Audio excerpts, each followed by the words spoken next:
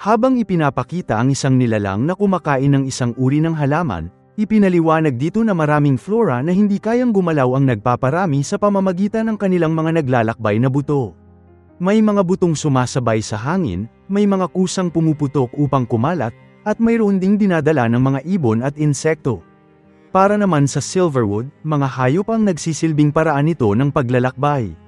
Kapag nasa mabuting kalagayan ang host nito, natutulog ang buto ng Silverwood, at habang ito ay natutulog, ang mga ugat nito, na mas pino pa sa hibla ng buhok, ay nagsisimulang magsanga-sanga.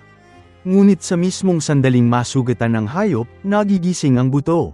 Ipinakita rito na ang hayop kanina ay inatake ng isang pangkat ng mga scale wolf, na nag-iwan dito ng matinding mga sugat, kabilang ang bali nitong likurang paa at duguan nitong kaliwang pakpak. Gayunpaman, makalipas ang ilang sandali, biglang may tumubong mga ugat sa pakpak at paa nito, na pinagaling ang mga iyon at nagsimulang magsilbing kapalit ng mga nawawalang bahagi nito. Nagpatuloy ang paliwanag na kahit natatakot at nanghihina ang hayop dahil sa sugat nito, ibinabalik ng buto ang mga nawala rito, na nagbibigay daan upang muli itong makagalaw ng malaya. At tunay nga itong gumagalaw. Malayo, napakalayo. Kapag natagpuan na nito ang ligtas nitong kanlungan, nagpapahinga ang hayop at nagiging lupang pagtutubuan ng bagong usbong na Silverwood. Sa pagtakas nito patungo sa pinakaligtas na bahagi ng kagubatan, hindi namamalayan ng hayop na binibigyan nito ang Silverwood ng isang lugar kung saan ito maaaring umunlad. Kung paanong hindi mabubuhay ang mga hayop ng walang mga halaman, hindi rin maaaring tumubo ang mga halaman ng walang mga hayop. Iyon ang siklo ng buhay. Wala nang higit pa, at wala ring kulang. Kapag muli nang namunga ang Silverwood, may isa na namang hayop na kakain ng bunga nito, at mauulit muli ang buong siklo. Pagkatapos noon, bumalik ang tagpo sa kasalukuyan. Nang dumating sina Kifrey at Coco sa bayan, nabigla si Coco sa kanilang nakita. May naramdaman naman si Kifrey, dahilan upang manghina siya at mapamura habang sinasabing huli na sila. Nag-aalala namang tinanong siya ni Coco kung ayos lang siya. Sinabi ni Kifrey na hanggang doon na lamang ang kaya niyang gawin, dahil kung lalampas pa siya roon, siya mismo ang mahihila papasok, na siyang nakakuha ng atensyon ni Coco. Dumating naman si Sin-Osha at nag-aalalang tinawag si Kifrey, dahilan upang mapalingon si Coco sa kanya. Habang nanginginig pa rin, tinanong ni Kifrey kung ano ang nangyayari sa Spire. Nag-aalalang tinanong naman siya ni Sin-Osha kung hindi pa ba niya naririnig. Ipinaalam niya rito na may isang puno na bigla na lamang tumubo mula sa wala, at pinapaalis ng mga witch ang lahat sa Spire para sa kanilang kaligtasan. Sinabi ni Kifrey na magiging maayos din ang lahat at ipinaliwanag na hindi tulad ng linta, ang tinatawag na punong iyon ay walang interes sa pag-atake sa mga tao. Idinagdag pa niya na bukod doon, sa pagkakataong ito, alam niya kung ano ang kailangang gawin upang maibalik ito sa dati. Sa panig naman ni Coco, tahimik lamang siyang nakaupo at tila may malalim na iniisip. Kinwestiyon ni Sin-Osha ang sinabi ni Kifrey tungkol sa pagbabalik ng puno sa dati at tinanong kung ang ibig ba niyang sabihin ay ang pagbabalikwas ng paglaki nito. Pagkatapos ay nagkomento siyang kung tutuusin, kung kaya nitong baligtarin ang mga sugat, marahil ay posible nga ang kahit ano. Pagkatapos noon, tumayo si Sin-Osha at sinabihan si Coco na bantayan si Kifrey habang nagpapahinga ito. Tumakbo siya at idinagdag na ipapaalam niya sa iba ang solusyon ni Kifrey at babalik agad siya, habang pinagmamasdan lamang siya ng dalawang witch. Biglang tinawag ni Coco si Kifrey, dahilan upang mapatingin ito sa kanya. Seryoso niya itong sinabihan na magsabi ng totoo, bago tinanong kung maibabalik pa ba talaga nila si Costas. Ipinaliwanag niya na hindi niya iniisip na kayang ibalik ng counterclock spell ang panahon ng ganoon kalayo, at sa pagkakatanda niya, mayroon na si Costas ng mga paang yun bago pa magsimula ang pista. Sumagot si Kifrey ng oo at sinabing may paraan upang mailigtas nila si Costas. Ngunit idinagdag niya na hanggang doon na lamang ang kaya niyang gawin. May ibinigay siya kay Coco at sinabi rito na dalhin yun sa loob ng Spire at ibigay sa isa sa mga bihasang witch. Binuksan ni Coco ang maliit na aklat at napansin niyang isa pala itong spell. Habang nakatingin sa sigil, may biglang sumagi sa isip niya habang iniisip kung saan niya nga ba nakita yun noon. Sa sumunod na eksena, nagtungo si Coco sa Spire at nakita ang napakalalaking ugat na tumutubo mula sa mga pader at lupa. Sumiksik siya sa mga pagitan ng mga iyon upang makatawid habang iniisip na mukhang doon nagmumula ang pinagmumula ng paglaki ng mga ito. Hindi nagtagal, may namataan siyang tao sa kabilang panig. Si Lulusi iyon, na agad niyang tinawag, dahilan upang mapalingon ito sa kanya. Mabilis siyang tinulungan ni Lulusi na makalabas sa masikip na pwesto, at habang ginagawa iyon ay nagkomento itong mukhang sapat ang laki ng mga siwang upang makalusot ang isang bata. Habang magsisimula pa lamang sana siyang magpaliwanag kay Coco na maaaring mahirap tanggapin ang sasabihin niya, pinutol siya ni Coco at sinabing alam na niya kung ano yun. Itinuro niya na si Costas ang Silverwood na yon, at alam niya kung paano nila siya maibabalik sa dati. Nagulat si Lulusi at agad na hiniling na sabihin niya kung paano nila siya matutulungan. Inilabas ni Coco ang aklat na ibinigay sa kanya ni Kifri at iniabot yun kay Lulusi, saka sinabing magagawa nila yon gamit ang spell na yon. Sinuri ni Lulusi ang sigil at mabuti itong pinagmasdan. Hindi nagtagal ay napansin niya na sa pagkakaalam niya, iyon ang pinakamakapangyarihang spell sa pagbubura ng alaala na kilala ng mga witch. Itinuro niya na kaya nitong burahin ang bawat huling alaala mula sa isipan ng isang tao. May bakas ng pangamba sa mukha niya nang tanungin niya si Coco kung bakit nasa kanya yon.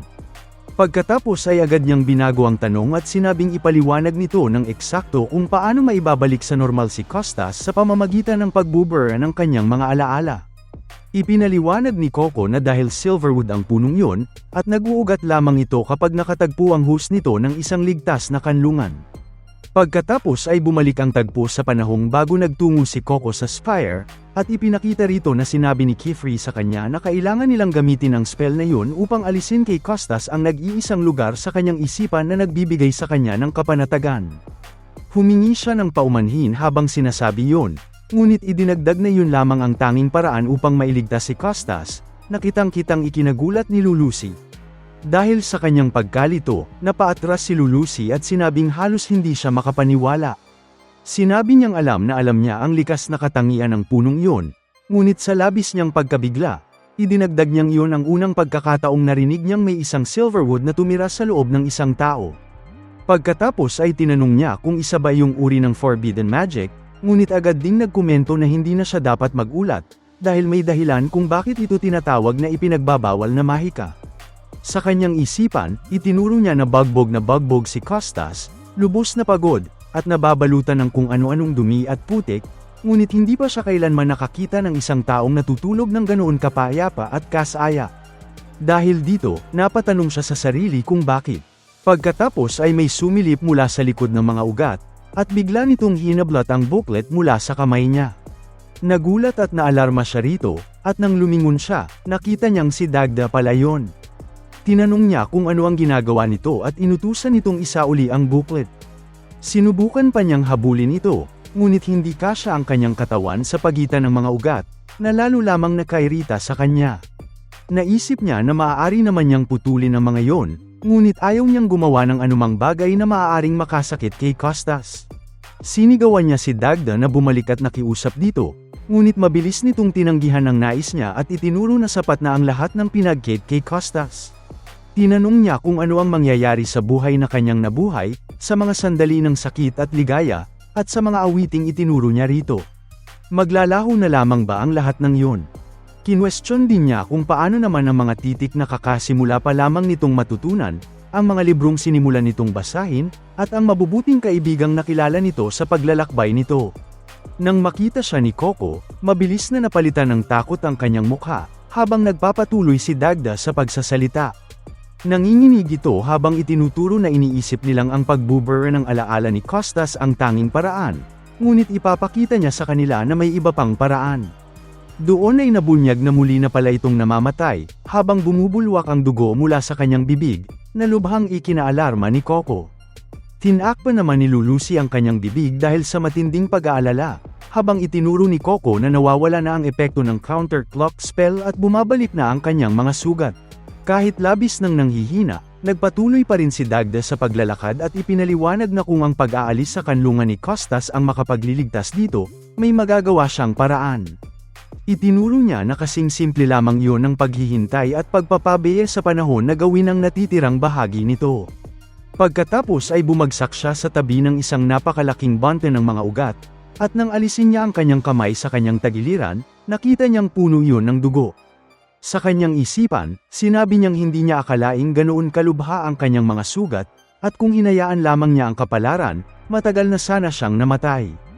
Agad na sinabi ni Coco na kailangan nilang tulungan siya, saka tinanong kung nasaan ang mga manggagamot o ang hari, ngunit sinabi ni Lulusi sa nag-aalalang tinig na nailikas na ang lahat. Nagkomento pa siya na bukod doon, wala ring paraan upang makalampas sa mga ugat na yon. Dahil dito, sinabi ni Dagda na ayos lamang yun at hayaan na lamang nilang tahakin ng kapalaran ang landas nito. Habang marahan niyang hinahaplos ang mga ugat na parabang talagang inaalo si Costas, sinabi niyang kapag wala na siya, makababalik si Costas nang hindi kinakailangang mawala ng anuman.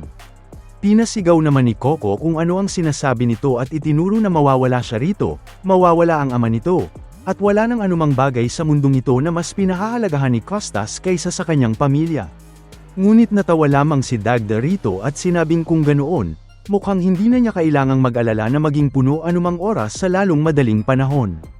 Pagkatapos ay sinabi niyang maniwala sila sa kanya kapag sinabi niyang wala nang nagbigay pa sa kanya ng higit na kaligayahan, walang awit, walang sayaw, at walang halaga ng salapi, kaysa sa pagiging isang lugar ng kapanatagan para kay Costas.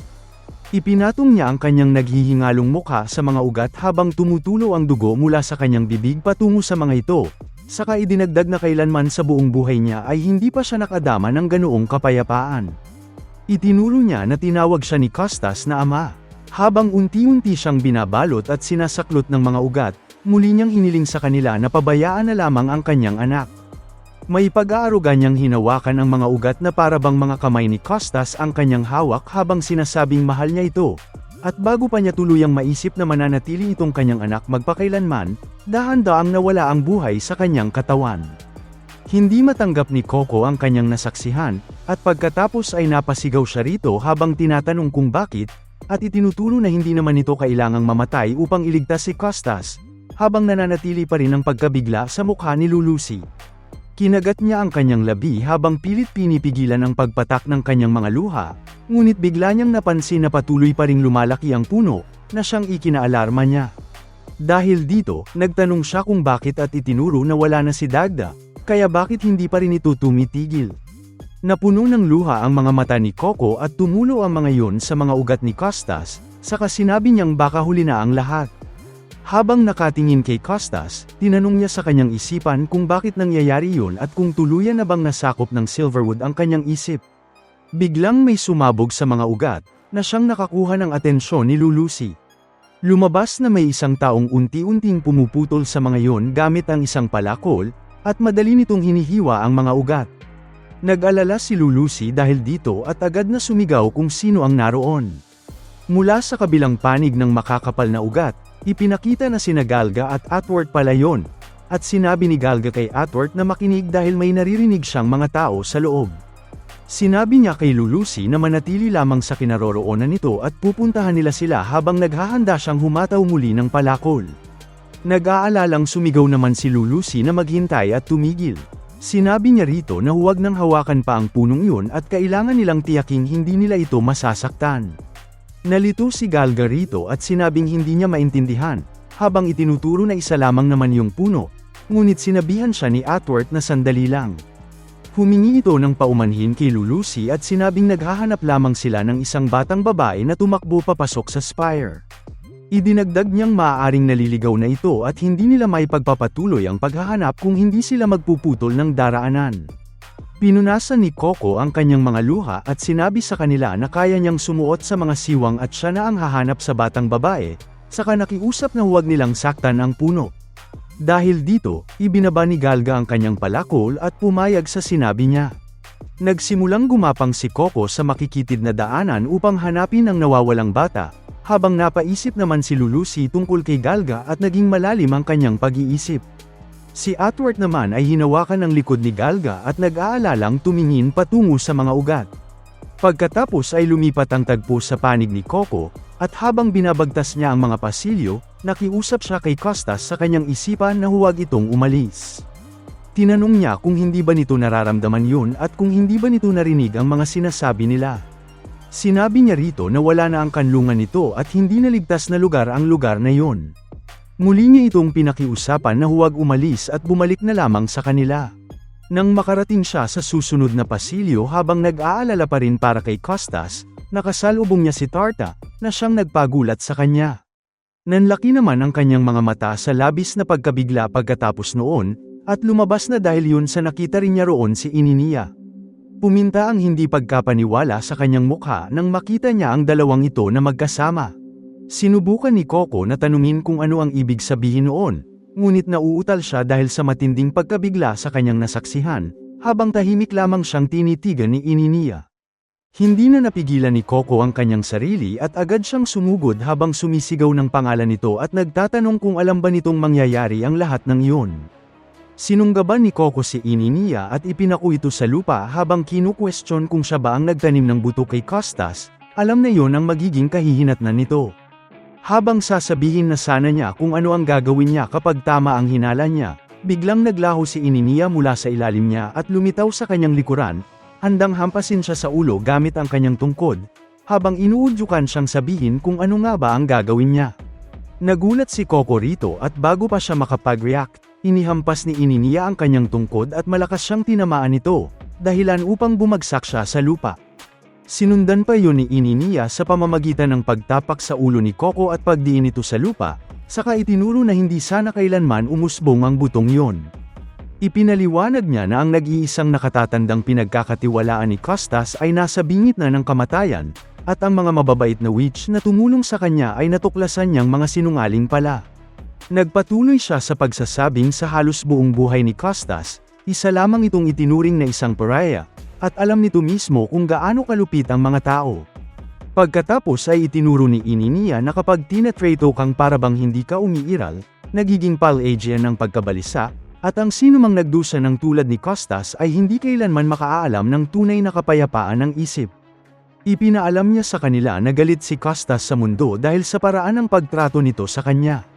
Galit din ito sa mga witch dahil sa pagsisinungaling nila rito, at dahil sa mga dahilang yun at marami pang iba, naisip niyang magiging mabuting kaibigan nito.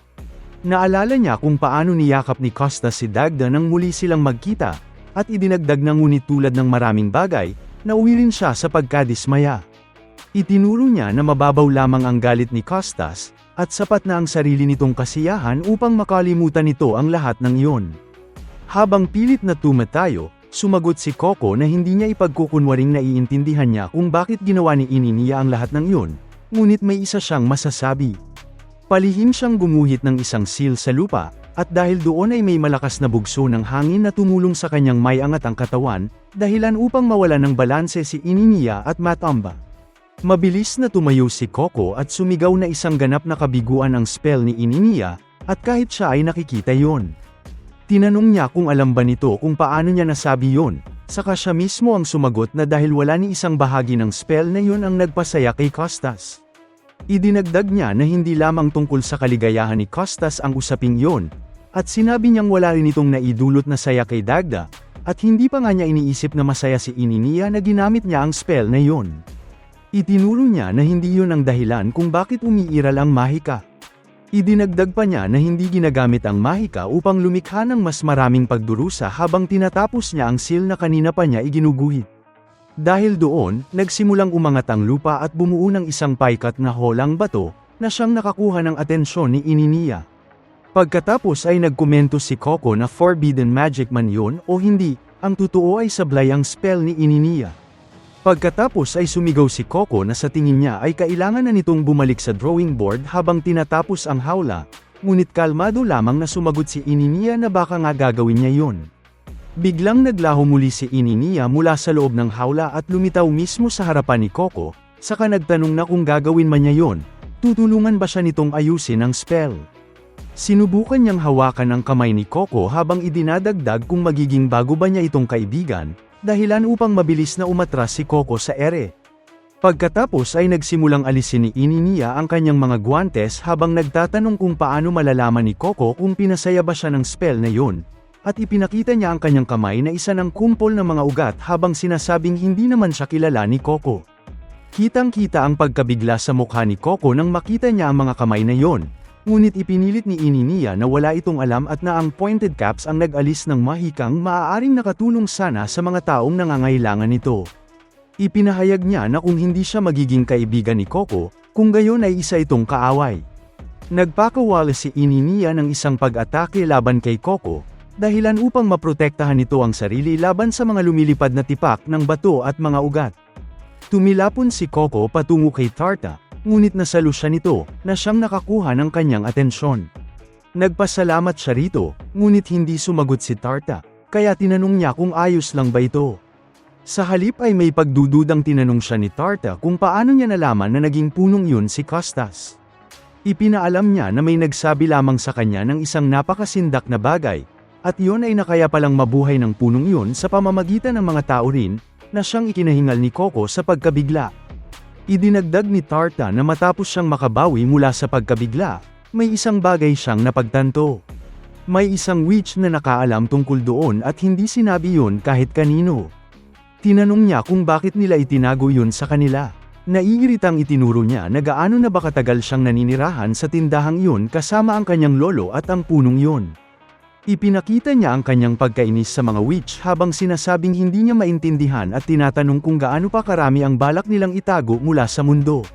Hinawakan niya ang metal na pulse heiress na nakuha nila mula kay Costas, at habang sinusubukan niya itong alisin mula sa kanyang pulsuhan, sinabi niyang nalaman niya na ang mahikang sinusunog ng mga pulse heiress na yun sa balat kapag pilit itong tinatanggal ay isang spell na pumipigil sa nagsusuot nito na magsinungaling. Pagkatapos ay tinanong niya kung alam ba ni Coco kung ano pa ang nalaman niya, at sinabi niyang hindi lamang ito gumagana sa mismong nagsusuot nito, kundi naaapektuhan din ito ang sinumang mahawakan nila. Sinubukan ni Coco na pigilan siyang alisin yon, ngunit hinawakan lamang ni Tarta ang kanyang kamay at inutusang sabihin sa kanya ang lahat ng itinatago niya sa kanila sa mismong sandaling yon.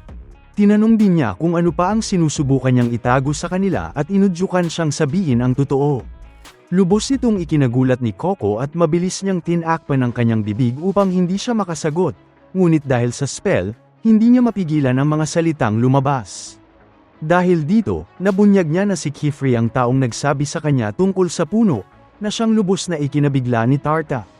Nagkomento ito na alam niya yon, habang patuloy namang sinusubukan ni Coco na pigilan ang kanyang boses na lumabas. Nabanggit niya ang pangalan ni Dagda, habang inutusan naman ni Ininia si Tarta na huwag siyang bibitawan at pilitin siyang magsalita. Kahit pilit niya itong nilalabanan, nagsalita pa rin si Coco at sinabing matapos mawala ang bisa ng counterclock spell, tinanggihan ni Dagda ang kanilang tulong upang iligtas si Costas. Pagkasabi niya noon, malakas siyang napaiyak habang sumisigaw na humihingi ng tawad at sinasabing huli na sila, at nabigo silang iligtas siya. Idinagdag niya na nabigo rin sila kay Costas, bago nagpatuloy sa pagmamakaawa na patawarin siya ni Dagda. Bigla namang tumayo si Costas at sumigaw sa nakabibinging paghihirap, na agad nakakuha ng atensyon ni Coco at Tarta. Nag-alarma siyang sumigaw tungkol sa nangyari kay Dagda habang binabanggit ang pangalan nito. Makalipas ang ilang sandali, nawalan ng malay si Costas, ngunit isang misteryosong mangkukulam ang dumating at sinalo siya bago pa siya tuluyang bumagsak. Nagkomento ito na tila hindi mahalaga kung gaano pa kalusog ang mga ugat nito.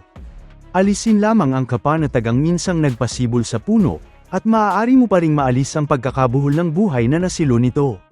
Pagkatapos ay sinabi niya na nararapat lamang ang isang pagpapakilala, at sinabi kay Coco na siya si Lestis. Idinagdag pa niya na hayaan siyang maging unang magpasalamat sa kanya para sa kanyang pakikipagtulungan, na siyang lubos na ikinagulat ni Coco. Itinuro niya na matalas ang pagmamasid ni Coco at sinabi niyang sumasang-ayon siya na talagang sablay ang spell ni Ininia. Ang katotohanang sapat na ang isang panandaliang sandali ng kapanatagan upang pasiglahin ang paglaki ng buto ay isang hindi inaasahang sorpresa, at malinaw na kailangan pa itong rebisahin. Pagkatapos ay tinawag niya si Ininia, na agad namang sumagot ng oo, Master Lestis. Tinanong niya ito kung nasa kanya pa ang mga buto, at agad namang nagmadali si Ininia habang sinasabing syempre naman. Marahang ngumiti si Lestis at sinabing isa siyang hopeless na witch, dahilan upang mapayuko at malungkot si Ininia. Gayunpaman, idinagdag niya na naging kapaki-pakinabang naman ang pagiging hopeless nito sa pagkakataong yon. Naglabas siya ng isang bote at nagkomentong marahil ay masyado pang maaga upang ihatid yun sa tunay nitong tatanggap. Pagkatapos ay may lumitaw na teleportation circle sa likuran niya. Binuhat niya si Costas at bago tuluyang tumawid sa portal, sinabi niya kina Coco at Tarta na maaari silang sumama kung gugustuhin nila. Tinanong niya kung hindi ba mahalaga si Costas sa kanila, bago idinagdag na maaari rin naman silang manatili roon at hintayin na lamang silang dalhin sa Adanli. Tahimik lamang si Coco at nanatiling naka-slump down, habang tumayo naman si Tarta at niyaya siyang sumama sa kanila. Pabulong nitong sinabi na hindi niya pinagkakatiwalaan ang mga taong yun kahit kaunti, at susubukan niyang alamin kung ano talaga ang balak ng mga ito gamit ang spell na nasa kanyang braso. Habang ipagpapatuloy pa sana niya ang kanyang plano, napansin niyang umiling si Coco na tila hindi sumasang-ayon dito, na siyang ikinagulat at ikinatahimik niya. Lumapit si Lestis sa kanila at nagkomento na sayang naman yon. Idinagdag niya na masasabi niyang bagay na bagay sana sa kanila ang isang brimmed cap. Inalis niya ang bakal na pulse Ares mula sa kamay ni Coco at nagsimulang maglakad patungo sa teleportation circle. Sinabi niyang magkikita silang muli, at tinawag si Coco na Child of Hope ni Iguin. Idinagdag pa niya na kung sakaling magbago ang isip nito, naghihintay lamang sila. Hindi nagtagal matapos silang tumawid sa portal ay nagsara ito sa harapan ng tal-unang si Coco. Pakiramdam ni Coco ay lalo pang bumibigat ang kanyang paligid, at hindi nagtagal ay hindi na niya napigilan ang kanyang pagkalito at pagkawasak ng loob kaya napasigaw na lamang siya habang umiiyak sa inis at kalungkutan. Hindi siya makapaniwala sa lahat ng nangyari roon at labis niya iyong ikinainis. Napatanong siya sa kanyang sarili kung bakit, at iginiit niyang wala naman siyang nailigtas kahit sino roon. Unti-unti siyang nilamon ng galit sa sarili habang isinisigaw na mayroon siyang mahika at isa siyang witch. Ngunit bakit wala man lamang siyang nagawang makatulong sa kahit sino? Hiningal siya matapos ilabas ang lahat ng iyon, ngunit hindi nagtagal ay kumunat ang kanyang noo na para bang may napagdesisyonan siyang gawin. Sa Spire naman, nagulat ang mga tao nang makita nilang nagsisimula ng mag-disintegrate ang puno, at napakomento pa ang isa na mukhang nakahanap na ng paraan ang mga witch upang mapigilan iyon. Sinabi naman ng isa na talagang napakamatulungin ng mga witch, na siyang sinang-ayunan ng isa pa habang idinadagdag na alam ng mga ito kung paano asikasuhin ang mga bagay-bagay. Idinagdag pa ng isa na muli na naman silang iniligtas ng mga witch. Mula sa itaas, nakita ni Kifri si Coco, at lumalabas na nakatayo na ito mula sa pagkaka-slump down habang mababakas sa mukha nito ang matinding inis at determinasyon. Ipinaliwanag dito na habang nagbibigay daan ng Silver Eve sa pagsikat ng araw, unti-unting bumalik ang mga ngiti sa mga taong kanina lamang ay nababalot ng takot at sindak. Ngunit sa loob lamang ng isang gabi, ang mga matang matagal nang nakatuon sa mga witch ay dumaan sa isang nakakagulat na pagbabago. Lingid sa kaalaman ng lahat, ang mga pangyayari sa Silver Eve ay malapit ng gumambala sa maselang balanse sa pagitan ng mga witch at ng mga tao ng Zoza. Pati na rin sa pagitan ng Master at Apprentice. Pagkatapos noon, dahan-daang bumaba si Coco mula sa kanyang kinaroroonan at nagtungo kay Kifri. May blankong ekspresyon at malamig na tono niyang sinabi rito na huwag na itong maglihim pa. Sinabi niya rito na sabihin na sa kanya ang lahat, at tinanong kung sino ba talaga ito. Tahimik lamang siyang tiningnan ni Kifri bilang tugon. Tinawag ni Kifri ang pangalan niya at tinanong kung tama ba siya na hindi naman talaga yun isang tanong kundi isang kumpirmasyon. Nagkomento siya na si Coco ay isang matalinong witch na may pag-iisip na higit pa sa kanyang edad, pagkatapos ay tinanong kung tama ba siya na alam na nito kung ano siya. Pinatatag ni Coco ang kanyang loob bago sumagot at nagsimulang ipaliwanag na alam ni Kifri kung ano ang kinakailangan upang umusbong ang Silverwood Seed sa loob ni Costas at kung anong uri ng mahika ang kailangan upang maibalik siya, mga bagay na wala ni isa mang ibang witch ang nakaalam. Sinabi niya na ang gusto niyang malaman ay kung bakit niya alam ang mga bagay na iyon, o mas mabuti pa, sabihin nito kung bakit niya kailangang malaman ang mga iyon. Habang nagsisimula ng mapuno ng luha ang kanyang mga mata, nag-atubili siyang itanong ang susunod niyang tanong, ngunit alam na iyon ni Kifri kaya inalis niya ang kanyang sombrero at salamin at sinagot si Coco ng oo. Hinawi niya ang kanyang buhok na nagtatakip sa kanyang kanang mata sumunod nun at habang ipinapakita ang tumutubong halaman sa mismong butas nito, ay sinabi na siya ang iniisip nito, at iyon ay isang host ng isang Silverwood, kagaya ni Costas. At dagdag niya, kinakailangan niya raw itong pasalamatan para sa dalawa niyang mata. Kita ang pagkabagabag sa mukha ni Coco nang makita yon, kung saan initian naman siya ni Kifri. Sinabi niya na maraming kailangang sabihin, pero inisip niya kung saan ba magsisimula. Napagdesisyonan niya na magsimula sa bagay na reassuring. Nilinaw niya na hindi siya isang brimmed cap, at hindi rin niya pinili na magpalaki ng silverwood upang palitan ang kanyang mga mata. Idinagdag niya na halos wala na siyang alaala ng kanyang kabataan. Habang ipapaliwanag pa sana niya na hindi niya rin alam kung bakit, bigla siyang napastagger at nanghina na siyang nagpaalala kay Coco at nag-udyok dito na tulungan siya. Nagpasalamat si Kifri sa kanya at ipinagpatuloy ang kanyang paliwanag. Nung sinabi niya raw kung ano ang nangyayari kay Costas, alam na niya na darating ang panahon na kinakailangan niyang ibahagi ang lahat ng bagay na itinago niya. At ngayon raw ang oras na yun. Pero dagdag niya, maaari raw ba silang mag-usap sa ibang lugar? Maganda raw na kung sa may malawak na kalangitan. May pakiramdam raw siya na kakailanganin ng kanyang mga ugat ng malaking espasyo upang tumubo ng komportable. Nabigla naman si Coco nang marinig niya ang bagay na yun. Bigla niyang niyakap si Kifri at tinanong kung yun ba ang dahilan kung bakit niya sila pinanatili sa dilim at kung bakit pinili niyang manahimik sa buong panahong yun. Sa kanyang isipan, sinabi ni Kifri na mabigat na pasanin ang mga lihim at wala nang mas nakapagbibigay ng ginhawa kaysa sa tuluyan na itong pakawalan. Nagsimulang humagulgol si Coco sa pag-aalala at itinuro sa kanyang master na hindi iyon patas. Tinanong niya kung tama ba siya na hindi nito inaasahang hahayaan niya itong magpatuloy magsalita matapos sabihin ang ganoong bagay, kung saan inalo naman siya ni Kifri at sinabing alam niya at humihingi siya ng paumanhin, dahil hindi nga naging maganda ang ginawa niya. Tinanong niya sumunod noon kung tama ba na gusto nitong malaman kung sino siya, sabay paliwanag na hindi niya aklam kung ito ang sagot na hinahanap nito, pero alam niya raw kung sino ang gusto niyang maging.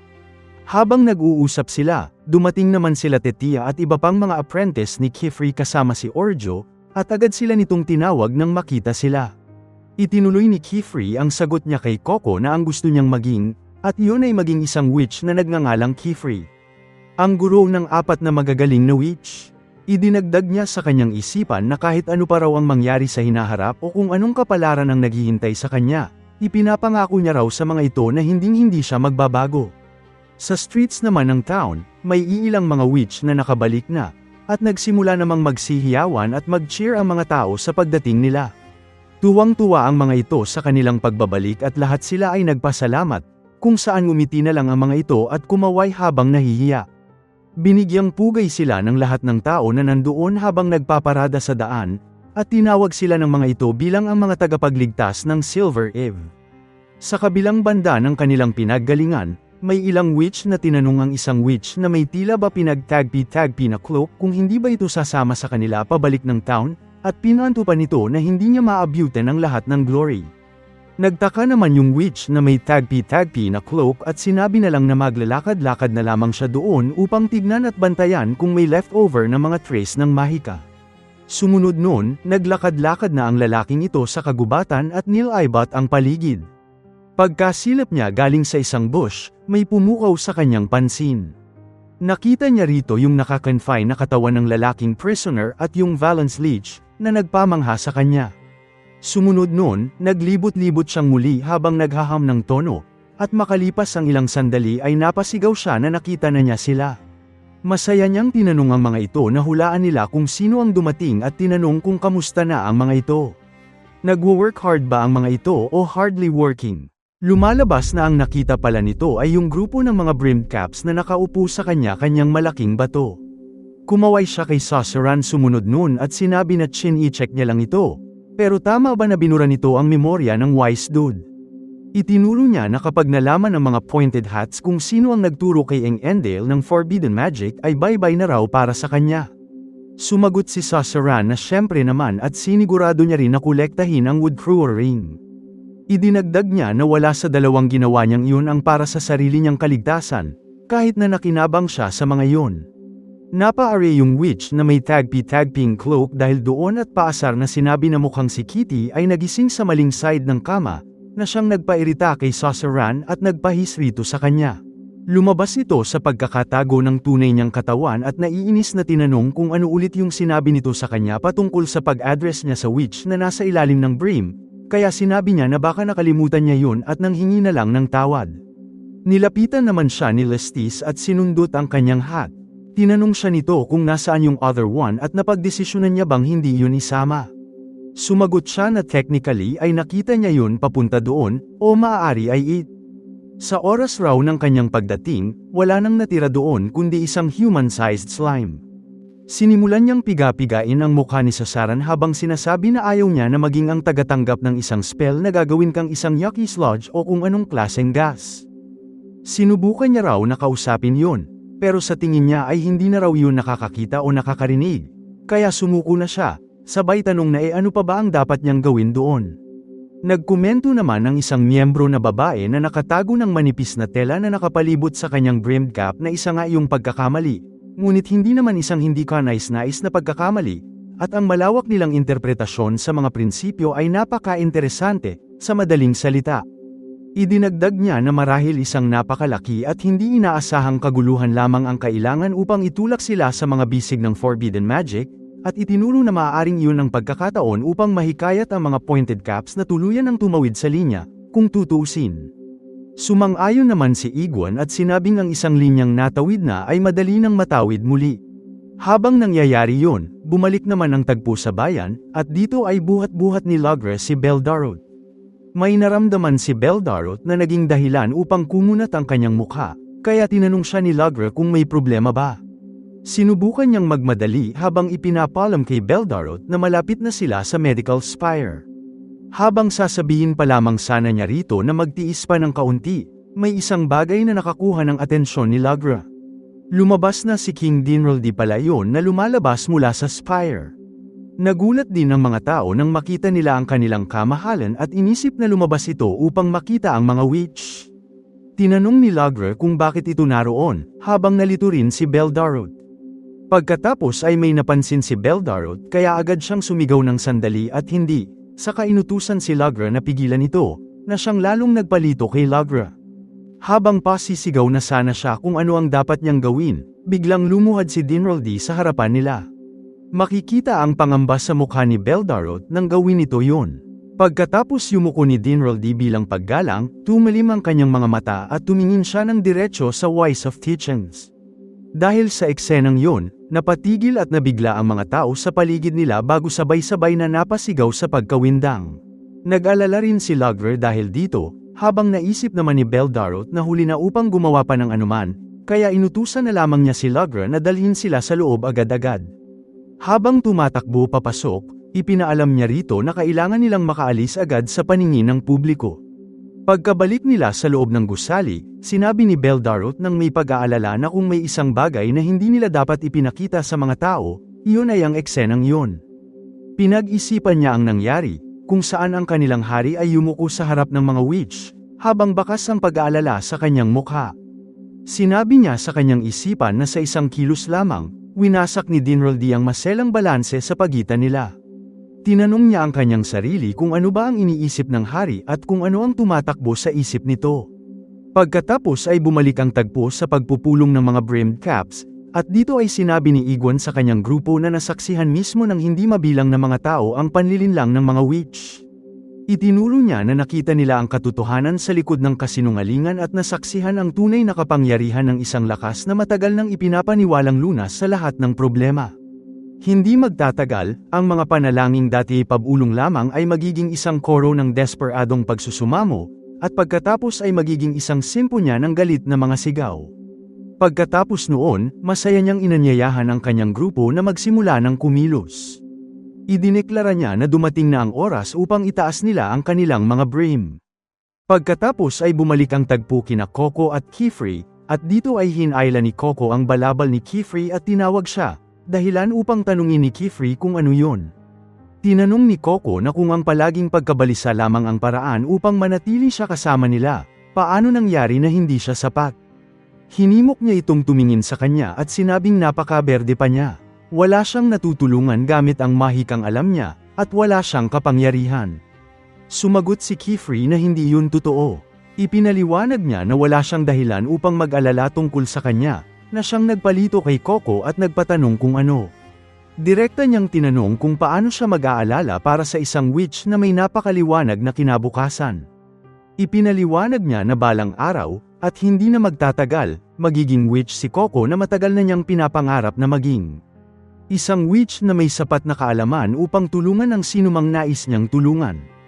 Isang witch na kasing inspiring ng kanyang kabutihan. Dahil doon, kumislap ang mga mata ni Coco sa paghanga at pagkagulat. Pagkatapos ay tinanong niya kung talagang naniniwala si Kifri na maaari siyang maging ganoon kadakila, na siyang kinwestiyon ni Kifri yung tanong niya at nilinaw na alam niya yon. Itinuro niya na alam niyang magiging ganoon siya, at idinagdag na may dahilan kung bakit siya ang kanyang guro. Sinabi niya na hindi talaga tumitigil ang paghanga niya sa kung gaano kalalakas ang mga bata. Ipinaliwanag niya na hindi nila kailanman hinahayaang hadlangan ng kanilang mga luha ang kanilang pag-abante, at kahit sugatan at bagbog na bagbog, palagi pa rin silang nakakahanap ng lakas upang muling tumayo. Ngunit marahil, dagdag niya, hindi lamang dahil bata sila kaya nagmumula ang lakas na iyon. Marahil, ang lakas na iyon ay siya mismo kung sino sila.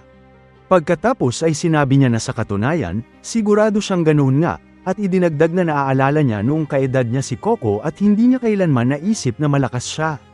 Gayunpaman, habang kinakausap niya ang kanyang sarili, may isang kamay na biglang hamampas sa kanyang likod, dahilan upang mapaabante siya ng bahagya at mapalingon. Si Orjo pala yon, at tinanong siya nito kung tapos na ba siyang mag-daydream. Makikita pa rin ang pagkabigla sa kanyang mukha habang inudyukan siya nitong magmadali dahil uuwi na sila. Nagkomento si Kifri na magandang ideya yun at sumang-ayon, sa kaniyaya siyang umuwi dahil naghihintay na sa kanila ang kanilang atelier. Dumating ang gabi, at dito ay nakita si Kifri sa labas habang may sinusulat sa kanyang aklat. Dumating si Orjo at nang makita siya ay sinabi nito na kung lalayo pa siya ng kaunti sa apoy na yun ay mabilis siyang aabutin ng lamig. Binigyan siya nito ng mainit na maiinom sumunod noon, kung saan sinabi niya na magpapas muna siya doon. Dahil doon, sinabi ni Orjo na huwag siyang mag-alala dahil hindi yun alak kundi tsaalang, at white-black yun para maging eksakto. Hindi man yun ang klase ng inumin na gusto niyang inumin bago matulog, ngunit mas mabuti raw yun kaysa sa spirits. Nagpatuloy ang tahimik na gabi, rinig ang pag-crackle ng mga kahoy na nasusunog sa apoy, at mahimbing ang tulog ng mga apprentice ni Kifri. Habang nakaupo sina Kifri at Orjo sa tabi ng bonfire, nagkomento si Kifri na napakaraming tao ang nagdesisyong manatili sa S-Rest. Ang Three Wise, maraming iba pang mga mage, at maging si Nulnoa, pagkatapos ay tinanong niya si Orjo kung sigurado ba itong ayaw nitong manatili kasama nila.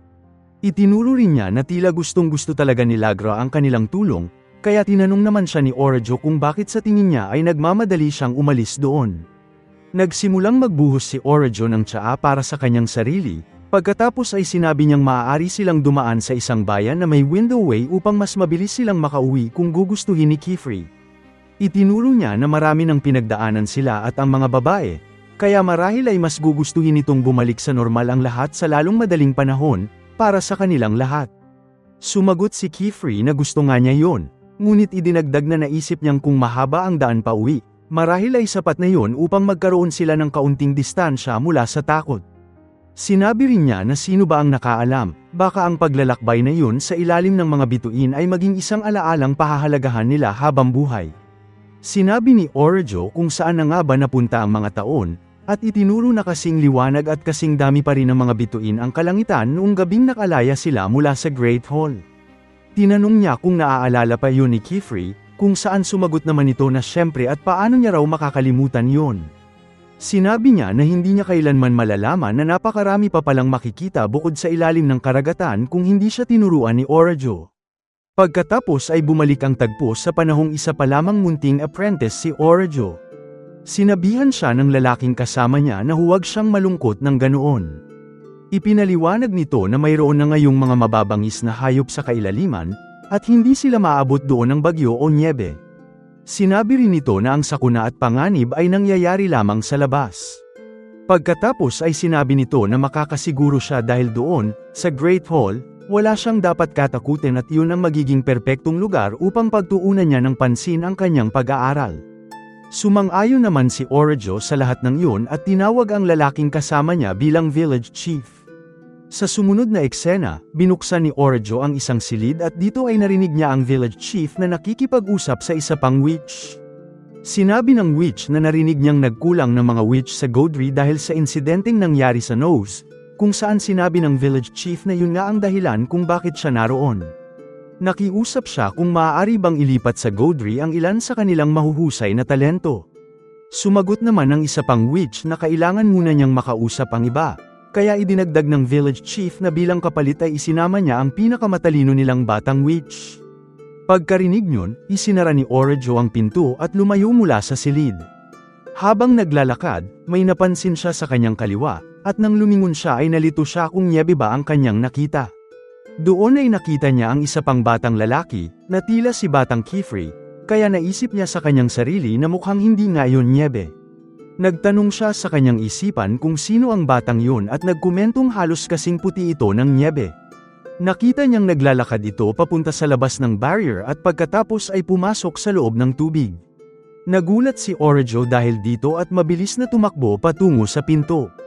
Nalilitong tinanong niya ang kanyang sarili kung talagang pumasok doon ang batang yun, at itinuro na wala namang ibang naroon kundi karagatan.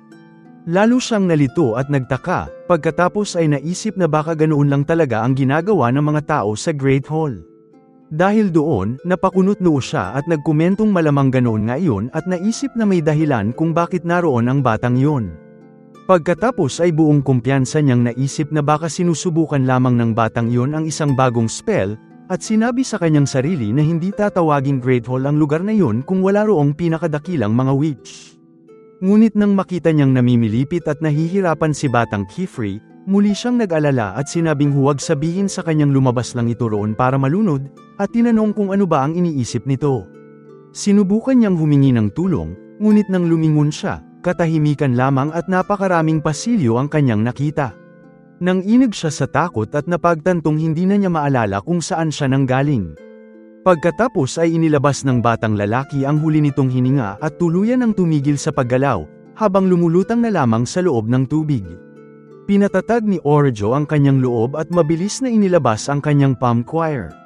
Nagsimula siyang gumuhit ng maraming sigil ng mabilis hanggat kaya niya, at nang matapos siya, sabay-sabay niyang inactivate ang mga ito sa harap ng silid na puno ng tubig, dahilan upang sumabog at mawala ang malaking bahagi nito.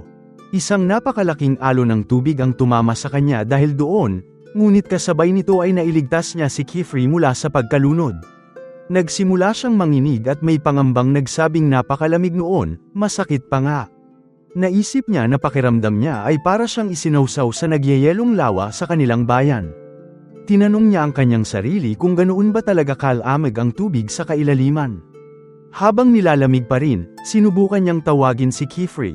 Lumapit siya rito at bahagyang niyugyug ang katawan nito habang tinatanong kung ayos lang ba ito. Iniharap niya ito ng maayos, ngunit hindi pa rin tumutugon o gumagalaw ang katawan ni Kifri. Nabahala ng lubos si Orejo nang makita niya ito, at sinimulan niyang sabihin sa kanyang sarili na hindi ito maaari at hindi doon. Naalala niya yung nangyari sa kanilang bahay, at nagsimula siyang manginig sa takot habang humihiling. Kinuha niya ang kanyang palm choir habang patuloy ang paghiling at pagsabi na hindi ito maaari. Sinimulan niyang gumuhit at sumigaw na hindi niya ito hahayaang mangyari muli. Matapos niyang makaguhit ng sigil, sinigawan niya si Kifri at sinabihan na alam niyang naririnig siya nito.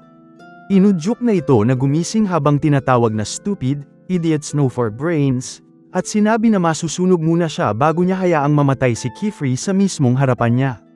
Inilapat niya ang sigil kay Kifri, at dahil doon ay may malakas na bugso ng hangin na tumangay sa lahat ng tubig mula sa katawan ni Kifri pati na rin sa loob nito. Dahil doon, napaubo si Kifri at muling nagkamalay, habang napabuntong hininga naman si Orejo. Nang makita niyang namulat si Kifri habang pinupunasan ang kanyang mukha, nagulat si Orejo at sinabing hindi niya akalaing makakaguhit siya ng isang drying spell ng ganoon kaganda. Tinanong ni Kifri kung ano ang nangyari sa kanya at ipinaliwanag na ang huli niyang naaalala ay ang pagsubok na lumabas. Nalilitong sinabi niya na nasa tubig siya kanina, ngunit ngayon ay nasa loob na siya at tuyo na. Ngumiti si Orejo sa labis na pananabik sa nagawa niya at bigla nitong niyakap si Kifri habang sumisigaw na buhay pa siya. Tinanong ni Kifri kung ano ang ginagawa nito at kung sino ba ito, ngunit nagpasalamat lamang si Orejo na buhay pa siya. Itinuro niya na siya ang nagligtas sa kanya at saktong-sakto pa ang dating niya. Inulit niyang sinabi na ayos lang si Kifri at idinagdag na ayos lang din siya mismo. Kaya pa rin daw niyang gawin yon. Kaya pa rin daw niyang maging isang witch na tunay na nakakatulong sa mga tao, at nakuha ng mga salitang yon ang atensyon ni Kifri. Napagtanto ni Kifri kung ano ang nangyari at saka napabuntong hininga habang sinasabing iniligtas siya ni Orjo. Ngunit bigla siyang may naramdamang nakapanghihilakbot, dahilan upang mabilis niyang itulak palayo si Orjo. May takot sa mukha niyang tinanong ang kanyang sarili kung ano yun. Inisip naman ni Orjo na dahil yun sa pagyakap niya kaya humingi siya ng paumanhin kay Kifri at nagkomentong baka natakot niya ito. Nagpakilala siya kay Kifri at sinabing maaari siyang tawaging Orjo, saka tinanong kung ano ang pangalan nito, kaya sumagot naman si Kifri. Pagkarinig sa pangalan nito, nagkomento si Orjo na napakabihira makakarinig ng isang pangalan na walang anumang uri ng pag-uulit sa tunog nito, habang tumatayo naman si Kifri. Sinabi ni Orjo na ikinagagalak niya itong makilala at nagsimula ng ikwento kung bakit siya napunta sa Great Hall, ngunit mabilis siyang pinatigil ni Kifri at sinabing itabi na lamang nito ang kwento ng buhay niya. Nalito si Orjo dahil dito. Nagpasalamat si Kifri sa pagligtas nito sa kanya ngunit malamig na nakiusap na lumayo ito sa kanya. Sinubukan pa siyang kausapin ni Orjo, ngunit tumalikod si Kifri at nagsimulang maglakad palayo habang sinasabing huwag na itong mag-abala pang tandaan ang kanyang pangalan dahil makatitiyak itong makakalimutan niya rin ang pangalan nito, habang nananatili pa rin sa matinding pagkabigla si Orjo.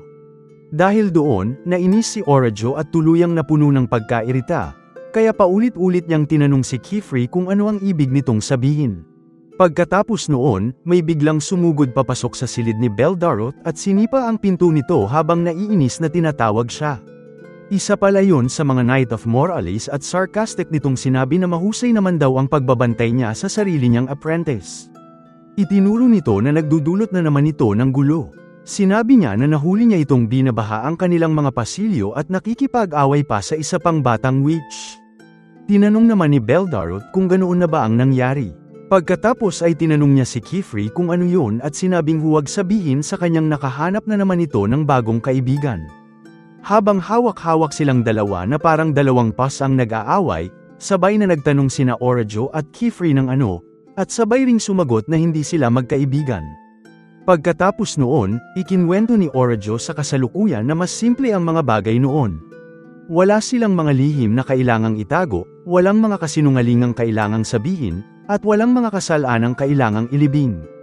Ang dating panahon ng kawalang malay para sa kanilang dalawa ay isa na lamang ngayong mahalaga ngunit mapait na alaala. At ipinakita rito na matapos silang lumaki bilang mga binatilyo, nakatayo na sila ngayon sa harap ng Tower of Tomes. Sa sumunod na eksena, habang naglalakad si Beldarot at Kifri sa halls, may ilan na nagchichismisan patungkol sa kanila. Sinabi ng isa dito na alam ba nila na lumalabas na inampun ni Beldarot ang kakaibang batang yun bilang apprentice.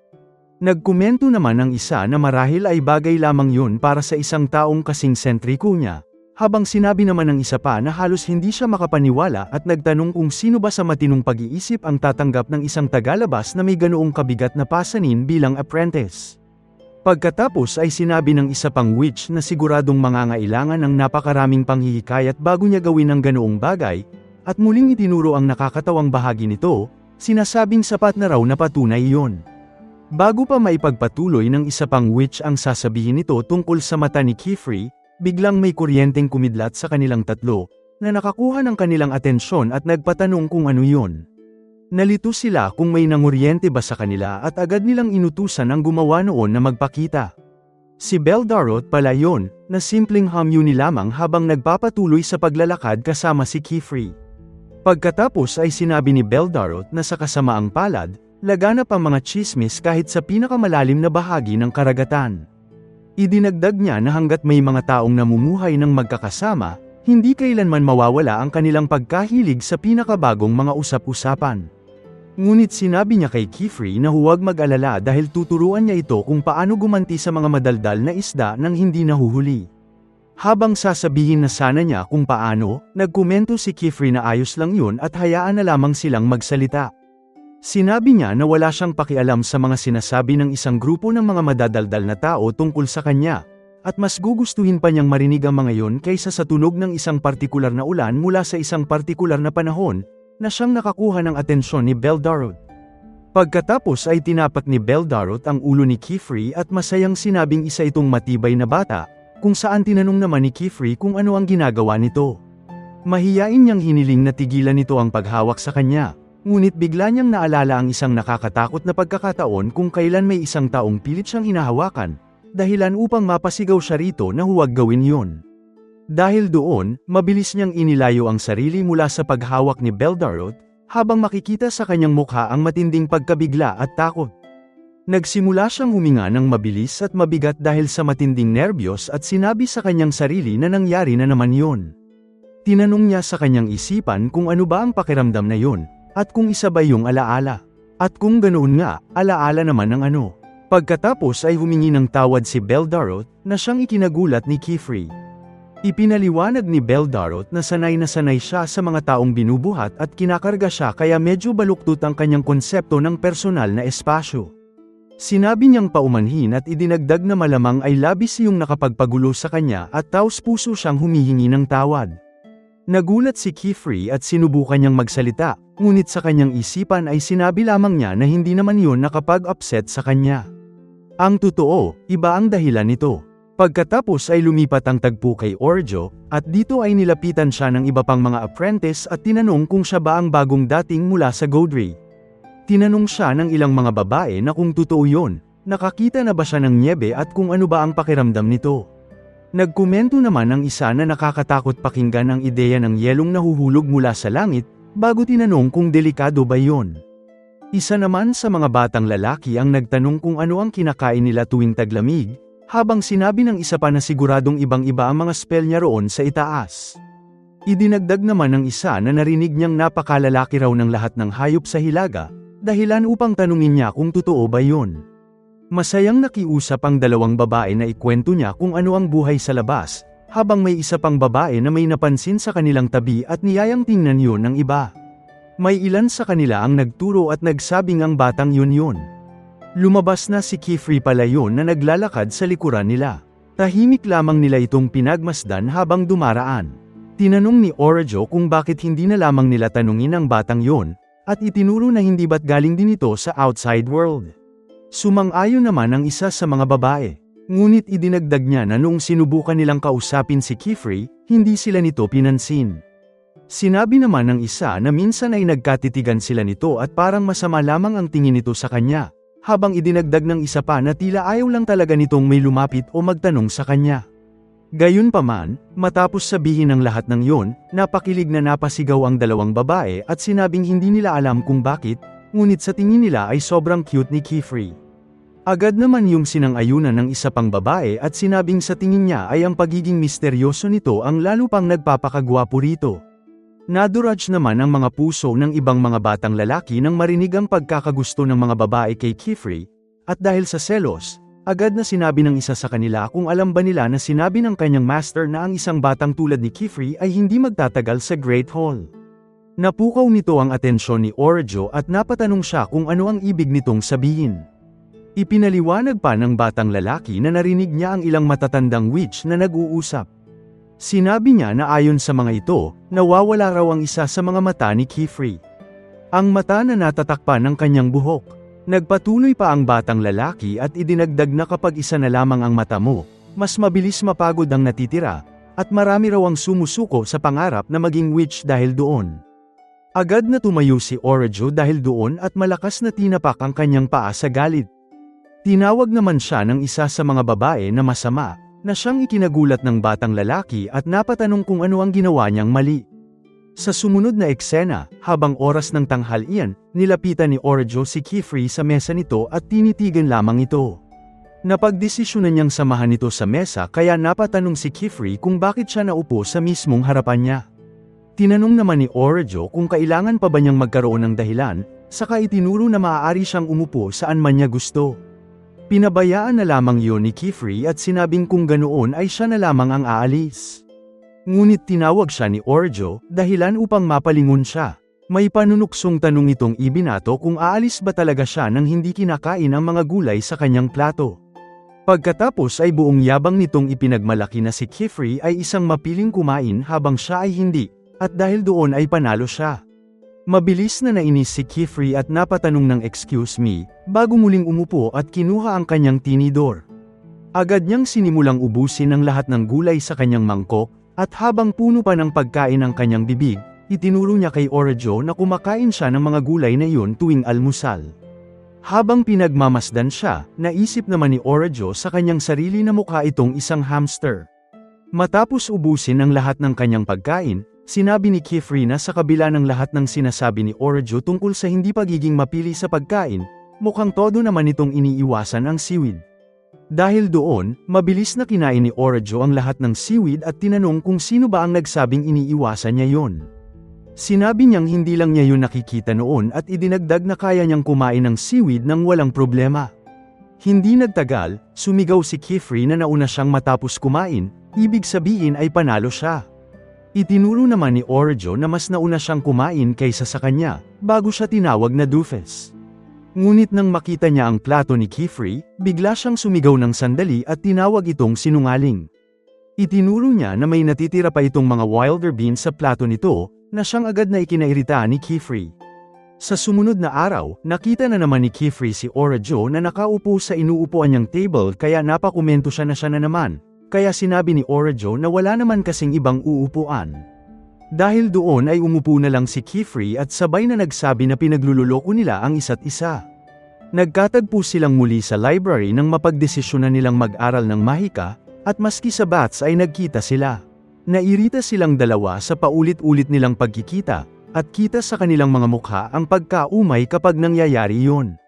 Nang papaalis na ulit si Kifri sa silid nila, tila ba natutuwang magulang na tinanong ni Beldarot kung makikipagkita ba siya sa kanyang kaibigan sa pangilang beses na nang magkakasunod, kaya nairita si Kifri doon at sumagot na hindi. Habang pababa ng hagdan, inisip ni Kifri na ngayong araw ang magiging araw na makakahan siya ng upuan na sobrang layo kay Orajo. May pumukaw naman ang kanyang pansin nang makita niya ang ginagawa ni Orajo, kaya agad niyang nakalimutan yung desisyon niya at puno ng curiosity na tinanong kung ano yun. Kaya nag-ilat si Orajo sa kanya at sinabihan siya na nag-hello muna man lang siya. Ipinaliwanag ni Orajo na isa lang iyong mapa ng Great Hall. Inaaral niya pa raw kasi ang pasikot-sikot nito kaya humiling siya ng guide. Sinabi naman ni Kifri na wala siyang ganun sabay utos kay Orajo na ibigay nito ang kanya, kung saan tumanggi agad si Orajo at tinanong kung bakit hindi na lang siya kumuha ng mapa galing sa kanyang master. Sumagot si Kifri na ayaw siyang bigyan ni Beldarot, at ipinaliwanag na nag-aalala yon na gagamitin niya yon upang maglibot-libot ng mag-isa. Pinpoint out naman ni Orajo yung pagiging obvious nun at sinabi na kung isa sa mga estudyante niya ay pumunta sa maling exit at inilagay siya sa gitna mismo ng karagatan, gugustuhin niya rin na mag-keep tabs doon.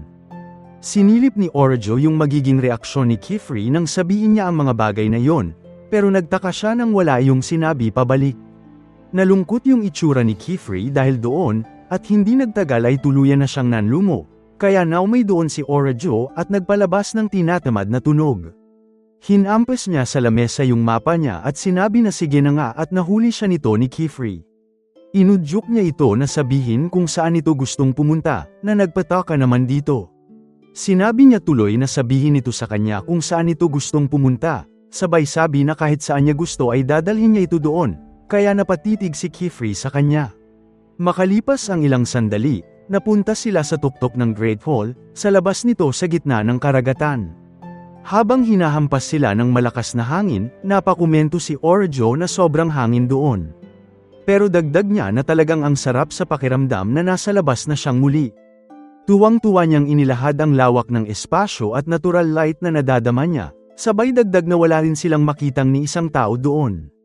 Hindi niya daw kailangang makinig sa kahit anong mga boses na ayaw nila kapag nandoon sila, at tinanong kung tama ba na ayon ang dahilan ni Kifri kung bakit rin ito gustong lumabas.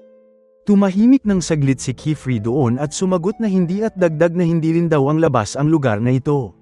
Itinuro niya ang lupain na nasa malayo at sinabi na ayon ang outside, sabay tanong kung pwede ba silang pumunta doon. Kinwestiyon tuloy ni Orajo yung kagustuhan niya na pumunta sa lugar na yon, na malayo sa Great Hall. Sinabi niya sumunod noon na hindi yun mangyayari dahil ang tanging paraan lang raw nila na makapunta doon ay sa pamamagitan ng paglipad. Itinuro niya rin na kinakailangan nilang kumuha ng pares ng sylph shows, o kaya naman ay gamitin ang windowway na nakaukit sa itinuturo niyang bato. Dahil doon, agad na tumakbo si Kifri papalapit doon, kung saan pinigilan ito ni Orajo at sinabi na saan ito balak pumunta. May ideya raw ba ito kung saan ito yun ikokonekta o kung papaano yun gamitin? Naiinis na tinanong naman ni Kifri kung gaano karaming question ba ang itatanong niya dito. Bakit raw ba mahalaga para sa kanya kung saan ito pupunta, sabay sabi na bitiwan siya nito, kaya naiinis na sinabi ni Orajo na seryoso ba siya. Iginiit niya na siya ang nagdala dito sa lugar na yon, kaya kung may mangyari man dito ay siya ang magiging may kasalanan. Idinagdag niya na ano raw ba ang gagawin nito sa labas kapag nangyari yon. Hinayla ni Kifri ang kanyang braso sumuod noon at sumigaw na iwan na siya nito. Ipinaliwanag niya na inisip niya lang na magagawa niyang mahanap ang mga memorya niya sa labas. Nagtaka tuloy si Orajo doon at napatanong kung nawala ba nito yon o kung ano, habang si Kifri ay may napansin doon. Agad siyang lumingon papalayo at napamura siya sa kanyang isipan dahil ayun daw ang huling bagay na gusto niyang malaman nito. Sabay sabi kay Orajo na oo at tanong kung may problema ba itong si Orajo. Sumagot naman si Orajo na oo at pinanto niya na isa sa mga yun ay yung mahika nito. Pagkatapos ay tinanong niya kung talagang lalabas ba si Kifri nang wala man lang kahit isang spell. Itinuro niya na muntik na itong mamatay. Ipinaliwanag din niya na puno ang mundo sa labas ng mga bagay na hindi magdadalawang isip na kumitil ng buhay, at hindi naman gaanong kahirap para sa isang tao ang mamatay, na siyang nagpalito kay Kifri. Sa sumunod na eksena, bumalik sila sa Great Hall at agad na nagsimulang magsaliksik gamit ang napakaraming aklat. Habang naghahanap ng mga librong babasahin, sinabi ni Orajo kay Kifri na kung gusto nitong mabuhay sa labas, kailangan muna nitong mag-aral. Sabay silang nagsimulang mag-aral, at dito ay ipinaliwanag ni Orajo ang tungkol sa mga spell para itaboy ang iba't ibang bagay, mga insekto, ulan, at mababangis na hayop. Ipinaliwanag din niya ang tungkol sa fireball spell para sa mabilisang apoy, at ang vapor bubble para naman sa tubig. Pagkatapos ay sinabi niya na walang witch na makapagsisimula ng paglalakbay ng maayos kung wala itong sandamakmak na mahika na nakahanda. Pangalawa, itinuro niya rito na dapat palagi nitong isuot ang kanyang cap. Ipinaliwanag niya na ang pointed cap ay nagsisilbing pagkakakilanlan ng isang witch, at sinabi niyang narinig niyang parang nagsisilbi rin itong identification sa totoong mundo.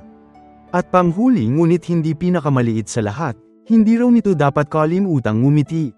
Dahil dito, kinwestiyon ni Kifri ang pahayag na yon. Ipinaliwanag ni Orajo na walang mas mabilis makapagpababa ng depensa ng isang matanda kaysa sa ngiti ng isang bata. Idinagdag pa niya na gusto ng mga matatanda na maramdamang maaari silang maging kampante sa paligid nito, at kapag naging kampante sila, nagiging pabaya sila. Tinanong ni Kifri kung gumagana ba talaga yon. Dahil dito, sinabi ni Orajo na paano ba nito sa tingin nakuha ang mapa ng ganoon kadali. Pagkatapos ay nagkomento si Kifri na ibang-iba pala ito sa inaakala niya. Kaya tinanong siya ni Orajo kung hindi ba niya inisip na maaari siyang maging ganoon katalino. Ngunit itinuro ni Kifri na hindi ito ganoon katalino kundi mastuso, dahilan upang sabihan siya ni Orajo na mag-ingat sa mga sinasabi nito. Habang nagpapatuloy sila sa pagbaba ng hagdan, binalika ni Kifri ang mga itinuro nito at sinabi na kailangan niya ng mahika, ng kanyang cap, at ng isang ngiti. Pagkatapos ay sinabi niyang sa tingin niya ay naiintindihan na niya ngayon, o hindi bababa sa mas naiintindihan na niya kaysa dati. Pagkatapos ay mahina siyang nagpasalamat kay Orajo habang nakangiti ng bahagya. Dahil doon, agad na nag-react si Orajo at tinanong kung yun ba talaga ang iniisip niyang nakita niya. Masaya niya itong tinuro at sinabing kung ganoon nga, kaya pala nitong ngumiti. Nagkomento pa siya na perpekto yun at mukhang natural na natural talaga ito rito. May naisip si Kifri pagkatapos noon, at sa kanya napagtantong ganoon lang pala ka-simple yun. Pagkatapos ay niyaya siya ni Orajo na umalis na dahil kailangan nilang makahanap ng upuan sa cafeteria bago ito mapuno. Sumang-ayon naman si Kifri. Lingid kay Orajo, nakatago na pala sa likuran ni Kifri ang mapa nito ng Great Hall habang patuloy lamang siyang sumusunod dito. Sa sumunod na eksena, habang natutulog ang mga bata, biglang tumakbo si Beldarot patungo sa dormitoryo ng mga lalaki at humingi ng paumanhin sa pagpasok niya roon. Sinabi niya na may hinahanap siyang batang nagngangalang Orajo at tinanong kung naroon ba ito. Sinabihan siya ng matandang witch na hinaan ang kanyang boses dahil natutulog ang mga bata. Kaya sinabi ni Beldarot na talagang humihingi siya ng paumanhin, ngunit isa ay yung emergency. Nagising si Orajo dahil sa ingay at ipinaalam kay Beldarot na siya ang hinahanap nito, saka tinanong kung ano ang nangyayari. Ipinaliwanag ni Beldarot na nawawala si Kifri. Sinabi niya na nagpanggap itong natutulog at palihim na lumabas. Idinagdag niya na naisip niyang baka makikipagkita ito kay Orajo kaya naparoon siya upang magtanong. Sinabi ni Orajo na wala si Kifri roon at ang huling beses na nakita niya ito ay noong tanghalian. Naunawaan naman yun ni Beldarot at humingi ng paumanhin sa paggising sa kanya bago nagpasalamat at dali-daling tumakbo upang maghanap ng anumang bakas. Pinagalitan naman siya ng matandang witch at sinabing bawal tumakbo sa pasilyo. Habang antok pa, naisip naman ni Orajo na baka naligaw lang ulit si Kifri. Pagbalik niya sa kanyang silid, may napansin siya. Sinubukan niyang hanapin ang kanyang mapa, ngunit hindi niya yun makita sa kanyang mga gamit. Dahil doon, nabahala siyang isipin na si Kifri ang kumuha nito, at kitang-kita ang pagkabigla sa kanyang mukha. Sa labas ng Great Hall, malapit sa windowway, ipinakita si Kifri na hawak ang kanyang spellbook habang sinusubukang alamin kung paano ito buksan. Kumuha siya ng ilang mga bato at isa-isa niyang inilagay ang mga ito sa paligid ng windowway na para bang isang palaisipan. Hindi nagtagal, natapos niyang mailagay ang lahat ng tamang bato sa mga nakaukit na pwesto at matagumpay niyang nabuksan ito. Tumawid siya sa portal at napasaya ng husto nang magawa niya yun. Bigla namang dumating si Orajo at binigyan siya ng lumilipad na sipa sa likod habang sarkastikong inuulit ang sinabi niya tungkol sa matagumpay na pagbubukas ng windowway. Naiiritang tinanong ni Orajo kung ano bang iniisip nito at bakit ito lumabas ng mag-isa sa gabi. Tinanong pa niya kung tanga ba ito o ano. Tinanong naman ni Kifri kung paano nito nalaman na umalis siya, saka itinuro na hindi ba't siya rin ang nagsabi na ang pagngiti ay para pababain ang depensa ng mga tao. Dahil doon, sinabi ni Orajo na kung ganoon ay tanga nga ito. Pagkatapos ay nilinaw niya kay Kifri na hindi yun isang bagay na ginagawa sa mga kaibigan. Dahil doon, hindi makapaniwalang tinanong ni Kifri kung magkaibigan ba sila. Pagkatapos noon, sinabi ni Orajo na oras na para bumalik sila. Ipinaalam niya kay Kifri na halos mabaliw na sa pag-aalala ang master nito. Ngunit habang naglalakad siya pabalik sa windowway, bigla siyang natigilan, na siyang nagpalito kay Kifri. Pagkatapos ay ipinakita na ang dahilan noon ay dahil sarado na ang windowway, na siyang lubos na ikinagulat at ikinalito nilang dalawa. Sa sumunod na eksena, tumatakbo na sila Orajo at Kifri, at dito ay sinabi ni Kifri na para malinaw sa kanila, si Orajo ang may kasalanan ng lahat ng ito. Nagulat naman doon si Orajo at iginiit na si Kifri ang rason kung bakit sila nandoon. Tinanong ni Kifri kung hindi raw ba ay mas maigi kung nanatili na lang sila sa windowway, kung saan tinanong ni Orajo pabalik kung para saan. Nilinaw niya na ang isang saradong windowway ay wala nang iba kundi isang walang kwentang stone. Sinanbi ni Kifri sumunod noon na mayroon ensil ang mas malaking bagay na dapat alalahanin. Kagaya na lang daw ng pagtakas sa mga lion goat na humahabol sa kanila, at kita nga rito ang kanilang kasalukuyang kalagayan. Gamit ang lahat ng kanilang makakaya ay tumakbo sila ng napakabilis, at si Orajo naman ay may napansin sa isang gilid. Hinawakan niya yung balikat ni Kifri upang makuha ang atensyon nito. Nakikita raw ba nito ang spire na nasa malayong gilid kung nasaan sila? Sabay sabi na tumakbo ito papunta sa kabilang side gamit ang bilis na kanyang makakaya. Kaya nagtaka si Kifri doon at napatanong kung ang ibig niya bang sabihin ay yung malaking bato. Nilinggan ni Orajo yung mga lion goat sumunod nun at inilabas niya ang kanyang palm choir habang sinasabi na hindi niya kinakailangang patumbahin ang mga ito, bagkus i-chase away ang mga yon. Naglabas siya dito ng dalawang sigil kung saan ang isa ay gumagawa ng smoke at yung isa ay ilaw, sabay sabi na sisipat na ito. Inactivate niya ang dalawang ito at hinilin sa mga mahika niya na huwag siyang biguin. Napatigil ang mga lion goat sa pagtakbo at binalot ang paligid ng usok. Sa likuran ng usok na ito, gumawa si Kifri ng higanteng halimaw gamit ang kanyang shadow at katawan. Dahan-daang napa-atres yung mga lion goat dahil doon, at hindi nagtagal ay tumingin na sila patalikod at tumakbo na. Pagkahupa ng usok, ipinakita dito yung posing na ginawa ni Orajo upang makuha ang anino na yon, at dito ay napahinga siya ng maluwag at napakomento na kamuntika na sila. Sumunod noon, pinuntahan na niya yung spire, at pagkakita niya dito ay agad niyang napansin na isa itong Beastward Spire.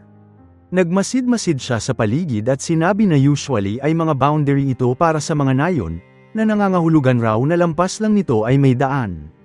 Pagkatingin niya sa mga katabi nitong spire, napatunayan niya ang kanyang naisip dahil may daanan yun at mukhang gamit na gamit rin. Masaya niyang sinabi na dapat ay madadala na sila noon sa isang road, o baka maski isang tao na. Sinimulan niyang tawagin si Kifri at tanungin kung nandoon ba ito. Ipinaalam niya na okay na ngayon at maaari na itong lumabas. Idinagdag niya na magiging ligtas sila kung susundan nila ang mga beastward na yun. Pagkatapos ay pinalakas niya ang loob nito at sinabing kailangan nilang makabalik sa Great Hall. Muli niyang isinigaw ang pangalan ni Kifri, at hindi nagtagal ay sumigaw rin ito pabalik at sinabing umalis na lamang siya nang wala ito. Nalito si Orjo dahil doon at nagkomentong hindi naman siguro seryoso si Kifri. Nang may umay ay tatanungin niya pa sana kung nasaan ba ito, pero naputol yon ang idagdag ni Kifri na hindi na siya babalik, na nagpakuha ng atensyon ni Orjo. Sinilip niya yung pinanggalingan ng tunog at inisip kung nandoon ba si Kifri, pero sobrang dilim raw para makakita. Hindi naman nagtagal, napansin niya si Kifri na nakakoil up sa gilid, at sumigaw ito na naroon siya sa labas dahil ginusto niyang mapunta doon, sabay tanong kung hindi ba niya iyon nauunawaan. Hindi raw nito hiniling sa kanya na sumama siya. Hindi rin naman daw sila magkaibigan, at ang tanging gusto lang nito sa kanya ay ang kanyang mapa. Hiniling nito na kalimutan na lamang siya at bumalik na sa hall. Mas maigi na raw na mag-isa siya. Nang sasabihin pa lamang ni Kifri na hindi niya kinakailangan ng kaibigan, biglang nag-slide pababa si Orjo doon, na siyang ikinagulat niya ng husto. Nagulat siya rito at napaatras, habang napa-array naman si Orjo. Windang na windang siyang napatanong kung gaano ba katalas ang mga sobush leaves na yon. Sabay komento na mas maigi pang naging mga lag-ari na lamang talaga ang mga yon, habang si Kifri ay napatitig lamang sa kanya. Pagkatapos ay sinabi ni Orjo na aba, sino man ang makakahanap sa kanila ay siguradong mahihirapang ilabas siya roon. Itinuro niya na bawat galaw na ginagawa niya ay may kasamang panibagong bugso ng sakit, na siyang nagpaalarma kay Kifri. Tinanong niya kung ano ba ang ginagawa nito at sinabi kung hindi ba nito narinig ang sinabi niyang ayaw niyang bumaba ito roon. Habang bakas pa rin ang takot sa kanyang mukha, sinabi niyang ang huling bagay na gusto niya ay ang masaktan si Orjo dahil sa kanya. Habang magtatanong sana si Orjo kung bakit, ngumiti ito kay Kifri at sinabing lumabas din sa wakas ang totoo. Ipinaliwanag niya na ang lahat ng sinabi nito kanina ay pawang mga kasinungalingan lamang upang mapabalik siya ng mag-isa para hindi siya masaktan. Pagkatapos ay idinagdag niya na ang mga ganoong klaseng kasinungalingan ay mga kasinungalingang tanging isang kaibigan lamang ang iisiping sabihin. Kaya niya raw yun masabi, at ayun raw ang dahilan kung bakit niya ito pinuntahan. Nagsimula namang mapaluha si Kifri sa pagka-touch at pag-realize sa kanyang nagawa. Tinawag niya si Orjo dahil doon at sinabi na baka masyado itong mabait para sa sarili nitong kapakanan. Pagkatapos ay sinimulan ni na Beldarot at ng iba pang mga witch ang paghahanap sa kanila, at hindi nagtagal ay nahanap nila silang dalawa sa loob ng matarik at maliit na bungad ng crater. Ngumiti si Orjo habang nakatingin naman si Kifri sa kanila. Pareho silang nakaakyat pabalik sa daan, at dito ay nagsimulang sermonan at pag-alitan sila ng mga witch dahil sa ginawa nila. Nagpatawa lamang ng mukha si Orjo habang pinapagalitan, na siyang nagpatawa ng bahagya kay Kifri. Sa sumunod na eksena, nakabalik sila sa Great Hall. Habang nasa isang balcony, sinabi ni Orjo na sa tingin niya, may mga pagkakataon talaga sa buhay na kailangan mong magsinungaling. Nalito si Kifri kaya mas ipinaliwanag pa niya na may mga hayop sa labas, at kailangan nilang gawin yun para manatiling buhay. Ipinaliwanag niya na pinakikialaman ng mga glass fox ang sarili nilang mga bakas, at ang mga twig lizard naman ay naghahalo sa mga puno upang maliga ang kanilang mga mandaragit. Sinabi rin niya na nagsabi rin siya ng sarili niyang munting kasinungalingan laban sa mga lion goat noong pinagsama niya ang ilang spell upang magmukhang mas malaki. Idinagdag niya na kung siya ang tatanungin, sa tingin niya ay tumitigil lamang ang mga tao sa pagsisinungaling kapag nakakaramdam sila ng kaligtasan. Kapag alam nilang sigurado na magiging maayos ang lahat. Kaya simula ngayon, sinabi niya na siya ang magiging boses sa tabi ni Kifri na magsasabi nito ng paulit-ulit, at sa ganoon ay hindi na nito kailangang magtago sa likod ng mga kasinungalingan kailanman muli. Pero sa tingin niya raw ay baka kinakailangan nilang magsinungaling sa kanilang mga guro kung gusto nilang mag-explore, at kinda kinakailangan rin naman ng mga witch na magsinungaling by default. Winalang bahala niya na yun sumunod nun at sinabi na basta huwag maramdaman ni Kifri na kinakailangan itong magsinungaling sa kanya. Sumagot si Kifri na hindi niya yun maunawaan. Bakit raw ba sobrang bait ni Orajo sa kanya? Isa lang naman daw siyang empty mess. Nagtaka si Orajo doon at ipinaalam na kadalasan ay sumasaya ang mga tao kapag mabait ang pakikitungo sa kanila. Pagkatapos ay tinanong kung naiistorbo ba niya ito sa sobrang kabaitan niya. Sumagot si Kifri ng hindi at hindi niya alam, at ipinaliwanag na sa kung anong dahilan, hindi yun komportable para sa kanya at nagpapadala yun ng panginginig sa kanyang buong katawan. Idinagdag pa niya na dahil doon ay gusto niyang tumalikod at tumakbo palayo. Tinitigan siya ni Orajo nang nakadilat ng malaki ang mga mata, pagkatapos ay bigla itong napangisi at natawa na para bang may naisip na kalokohan, dahilan upang sumigaw si Kifri at tanungin kung ano ang nakakatawa. Mapaglarong inakbayan ni Orajo si Kifri gamit ang kanyang braso at tinanong kung gusto ba nitong malaman kung ano yun, pagkatapos ay sinabi na hindi lang ito sanay na mabait ang mga tao sa kanya. Itinuro niya na tinamaan lamang ito ng warm fuzzies, at ang mga yon ay kayang magpahiya ng kahit sino. Sinabi rin niya na magtiwala ito sa kanya dahil nangyayari yon sa kanilang lahat. Sinabihan siya ni Kifri na sandali lang at halatang hirap na hirap paniwalaan yun habang tinatanong kung totoo ba talaga, kasabay ng kanyang pagkabigla. Tinanong niya ng tila may pag-aalala kung talagang nangyayari yun sa kahit sino, kung saan nagtaka si Orajo sa reaksyon niya. Ipinaliwanag ni Kifri sumunod noon na sa ilalim ng kanyang balat, sa kaibuturan ng kanyang katawan, may nararamdaman siyang tila may gumagalaw at namimilipit. Sinabi niya na gusto niyang maalala kung ano yun. Gusto niyang malaman kung ano ba talaga ang nangyayari sa kanya. Sinabi niya na kailangang may paraan upang matanggap niya ang kabaitang ibinibigay sa kanya ng napakaraming tao. Ngunit upang magawa yon, sinabi niyang kailangan muna niyang malaman kung sino siya. Sa sumunod na eksena, nagtungo si Beldarot sa silid ni Kifri at sinabi na naparoon siya upang batiin ito sa pagpasa nito sa ikatlong pagsusulit. Ipinaliwanag niya na ang pagkakaroon ng pahintulot na malayang makapaglakbay sa labas ng hall ng mag-isa ay may kaakibat na malaking responsibilidad, at nais lamang niyang tiyakin na silang dalawa ay magsisimula sa tamang hakbang. Sumilip si Beldarot sa loob ng silid ni Kifri, at nang makita niyang wala itong laman, napahawak siya sa kanyang ulo na para bang napapailing sa pagkadismaya at sinabing mukhang nahuli na siya. Tinawag niya sina Orajo at Kifri na mga pasaway na bata, ngunit idinagdag na kahit paano ay mayroon naman silang isa't isa.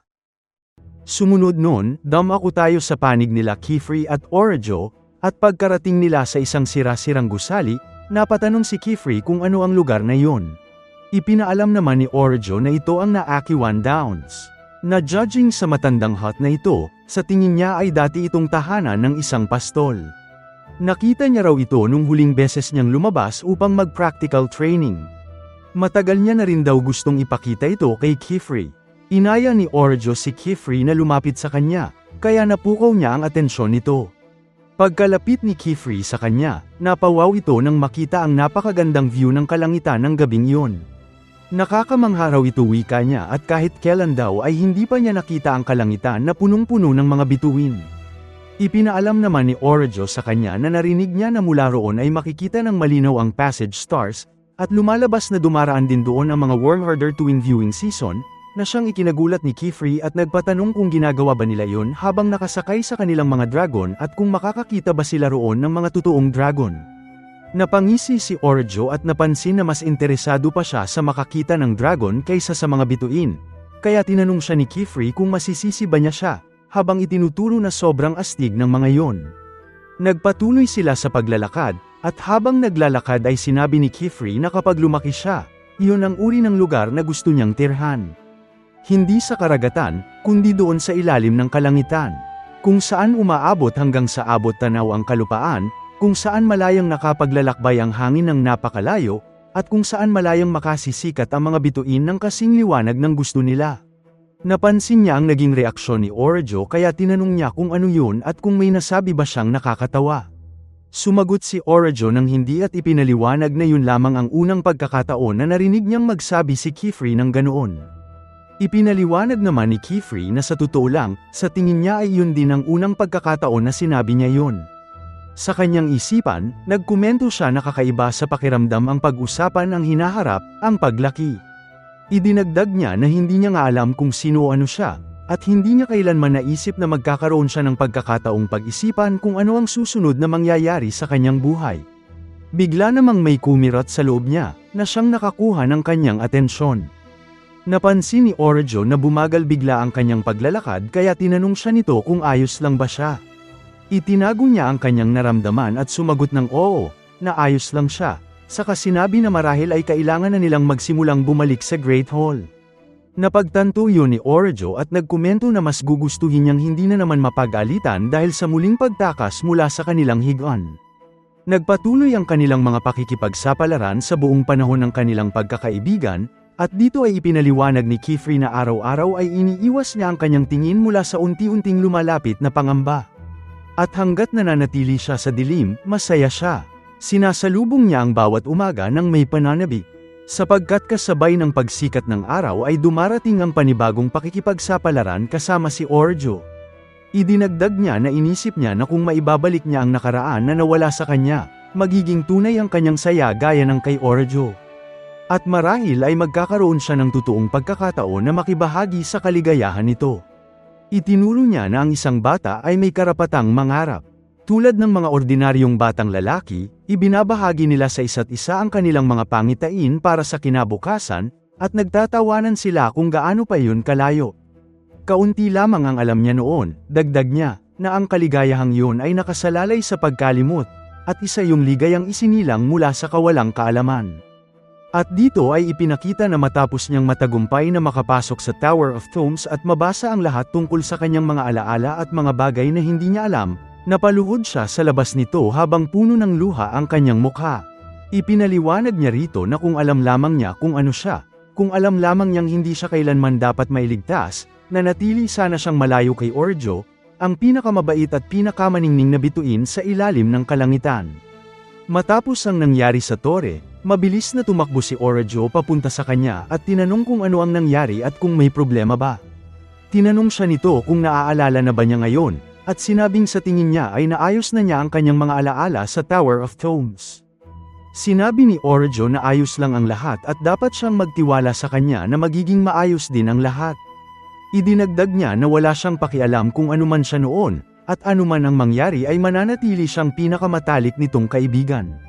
Naalala ni Kifri ang mga araw kung kailan lalong lumalala ang kanyang kalagayan, at pagkatapos ay bumalik siya sa kasalukuyan habang mahigpit na nakakuyom ang kanyang mga kamay.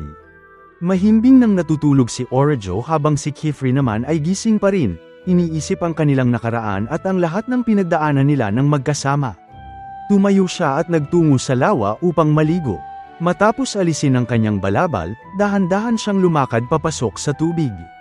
Inalis niya ang benda sa kanyang kanang balikat, at dito ay ipinakita ang nakaumbok na mga ugat ng silverwood.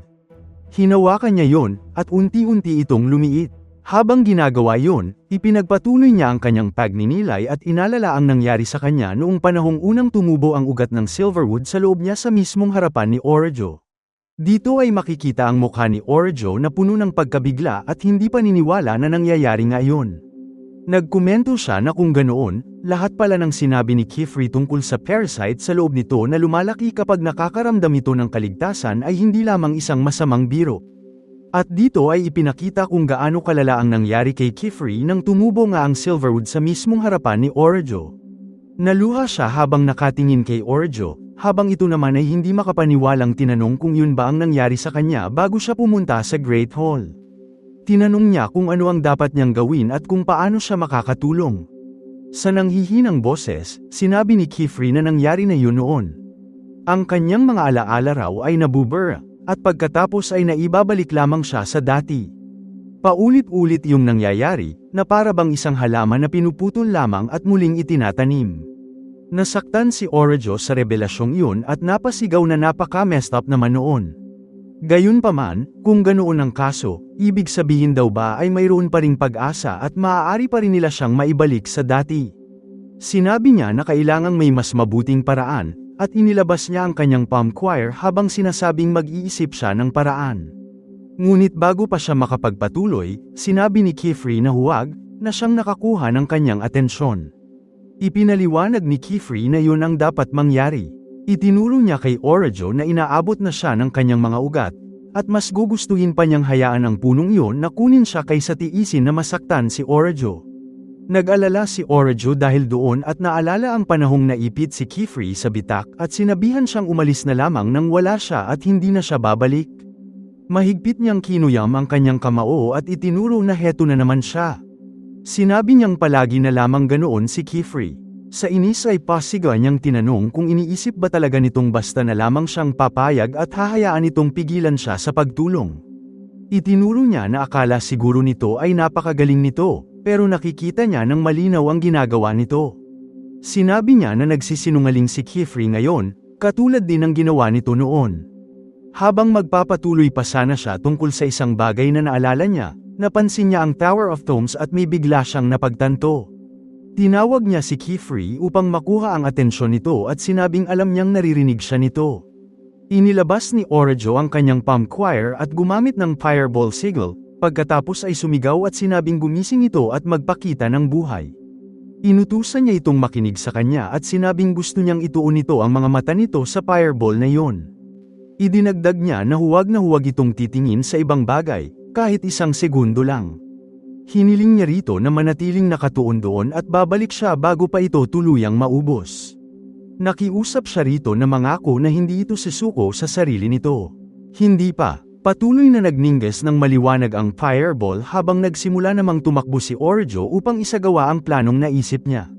Habang nangyayari yun, ipinaliwanag ni Kifri na minsan ay nakabasa siya ng isang lumang tula na inihahambing ang mga bituin sa mga bangkang naglalayag sa kalangitan sa gabi. Ngunit sa pagkakaalam niya, hindi naman kumikislap ang mga bangka tulad ng mga bituin. Ang liwanag ay hindi nanggagaling sa mismong sasakyan, kundi sa tanglaw na gumagabay rito. Katulad ng fireball ni Orajo, aniya, na nagliliyab sa unahan nito. Isang tanglaw ng liwanag sa gitna ng dilim. Unti-unting hamina ang apoy, ngunit bago pa ito tuluyang mawala, nakabalik si Orajo at mabilis niyang itinulak palayo ang lahat ng ugat na humaharang sa katawan ni Kifri. Nakahinga siya ng maluwag nang makitang gising pa rin ito, habang nakatingin lamang sa kanya si Kifri. Ipinaliwanag ni Orajo na kagagaling lamang niya sa Tower of Tomes at sinabing may isang partikular na spell doon na gusto niyang hanapin. Sinabi niyang pinag-isipan niya yun ng mabuti, at sa tingin niya ay nakaisip siya ng paraan upang maibalik ang pagkabalisa sa loob ni Kifri at panatilihin yun doon sa napakahabang panahon. Itinuro niya na ayaw niyang masyadong purihin ang sarili niya o kung anuman, pero kung siya ang tatanungin, napakaganda ng planong yon. Tinanong ni Kifri kung ano yon. Ngumiti naman si Orajo at masaya niyang sinabi na siya ang sasalo ng tama para sa kanya. Ang kanyang alaala kapalit ng alaala ni Kifri. Lubhang ikinagulat yon ni Kifri at napatanong siya ng ano. Kaya itinuro ni Orajo na tama ang narinig niya. Buburahin niya ang kanyang alaala. Napakwestiyon tuloy si Kifri kung gusto ba nito ni Orajo na burahin niya ang memorya nito, kung saan tumitib naman si Orajo sa kanya ng seryoso. Tinanong niya kung ano raw ba yung sinasabi nito at kung nagbibiro lang ba ito. Napukaw naman ang pansin ni Orajo nang may makita siyang mag-recoil na branch doon, at napakomento na hindi siya makapaniwala na nagkaroon agad ng epekto ang pagsabi niya pa lang ng kanyang ideya dito. Perpekto yun wika niya at naghanda na siyang kumilos habang sinansabi na baka gumana naman pala talaga yon. Humiling si Kifri sa kanya pero hindi niya ito pinansin at idinagdag lang na hindi ba't hindi nila yun malalaman kapag hindi nila sinubukan. Napasigaw na tuloy si Kifri ng pangalan nito, at habang naiiyak ay sinabi niya na kung isa lamang itong biro ay hindi siya natatawa. Hindi raw niya ito hahayaang gawin yon. Gayunpaman, sinabi ni Orajo na hindi siya nagbibiro ngayon. May kinuha siya sa kanyang bulsa at inilabas niya rito ang isang maliit na bote. Habang binubuksan yun ay tinanong niya si Kifri kung naaalala ba nito yung spell na hinahanap niya sa loob ng Tower of Tomes, sabay paliwanag na para makast yun, kinakailangan mo munang mag-concoct ng isang espesyal na mixture. Isang halo ng conjuring ink at luha na nanggaling sa isang mapait na alaala. Sinalo niya ang ilang tulo ng luha ni Kifri gamit ang bote na hawak niya, at matapos iyon ay idinagdag niya sa kanyang paliwanag ay gagamitin niya naman ang diluted concoction upang iguhit ang casting seal na nagbubura ng mga alaala. At sa ganong kadaling paraan raw, kaya mo nang burahin mula sa isipan ng isang tao ang alaalang nasa likod ng mga luha na iyon. Hindi raw ba ay ang galing nun, at baka nga raw ay masyado pa yung convenient. Nakikita niya na raw kung bakit wala sa kahit sinong mga matatandang witch ang nagturo sa kanila na gamitin yon. Sinabi naman ni Kifri dito na huwag at hindi niya ito hahayaang gawin yon. Sumigaw siya na hindi niya hahayaan na isakripisyo ni Orajo ang kanyang alaala para sa kanya. Burahin na lang raw nito ang kanya, sabay punto na ano naman ba ang isa pang wipe. Nakalimutan niya naman na raw ang lahat ng nangyari sa kanya sa mga nagdaan na taon na yon. Alam na niya kung ano ang pakiramdam ng paulit-ulit na pagkawala ng kanyang mga alaala, pagkatapos ay muli siyang nakiusap kay Orajo. Tinanong naman ni Orajo kung para ba makabalik na naman siya sa paglalagay ng buhay niya sa panganib upang mabawi ang mga yon ng mag-isa, katulad ng dati. Habang iginuguhit ang sigil para sa pagbubura ng alaala, ipinaalam niya kay Kifri na para bang sinasabi nito sa kanya na dalhin na lamang niya ang lihim na yon hanggang sa kanyang libingan. Pagkatapos ay itinuro niya na mas malupit pa yon kaysa sa pagkawala ng isa o dalawang alaala. Idinagdag niya na mas mabuting siya na lamang ang magdala ng ganoong sakit. Ipinaliwanag niya na mabubuhay siya habang alam niyang binura niya ang sarili niyang alaala, itinatago ang katotohanan sa lahat ng tao sa paligid niya, at pinapasan ang pagkabalisa ng hindi pag-alam kung kailan mabubunyag ang kanyang lihim. Pagkatapos ay tinanong niya kung naiintindihan na ba yon ni Kifri ngayon. Itinuro niya na oo, maaaring may ilang bagay siyang makalimutan, ngunit wala yon kumpara sa haharapin niya. Idinagdag pa niya na ang gusto lamang niyang sabihin ay hindi dapat mag-alala si Kifri tungkol sa kanya. Patuloy na bumubuhos ang mga luha mula sa mga mata ni Kifri habang nakikinig siya. Nang subukan niyang sabihin kay Orajo na tumigil at hindi nito kailangang gawin yon, sumigaw si Orajo na kailangan niya. Humarap siya rito at sinabing hindi niya alam kung ano ang tumatakbo sa isip ni Kifri, ngunit ayaw niyang mamatay ito. Tinanong niya kung inaasahan ba nitong sasabihin sa kanya na may isang puno na sasakop sa katawan nito at pagkatapos ay wala siyang gagawin. Pagkatapos ay sinabi niyang hindi niya hahayaang isang hanggal na halaman lamang ang magpatigil sa kanilang adventure. Itinuro niya na sinabi mismo ni Kifri na pangarap nitong maging isang independent na witch, manirahan sa ilalim ng malawak na kalangitan, at maging mas masaya at mas madalas tumawa kaysa dati. Itinuro rin niya na dapat itong maging isa sa mga pinakadakilang witch na nabuhay kailanman at manatili ng sapat na tagal upang maipagmayabang yon. Ngunit idinagdag niya na walang saysay ang masayang wakas nito kung hindi naman ito buhay upang makita yung magkatotoo. Kinuha ni Orajo ang kanyang palm choir at tumayo habang sinasabing pagkatapos magawa yon, makakalimutan na niya ang lahat ng ito. At dahil doon, handa siyang tumaya na balang araw ay may masasabi siyang masasakit na salita kay Kifri. Pagkatapos ay tinanong niya kung hindi ba't kung buburahin niya ang kanyang alaala, magiging patas lamang ang lahat.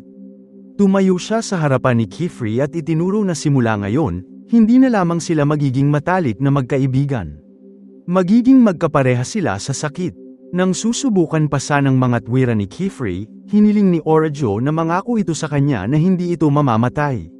Habang patuloy na bumabagsak ang mga luha ni Kifri, tinanong niya kung bakit.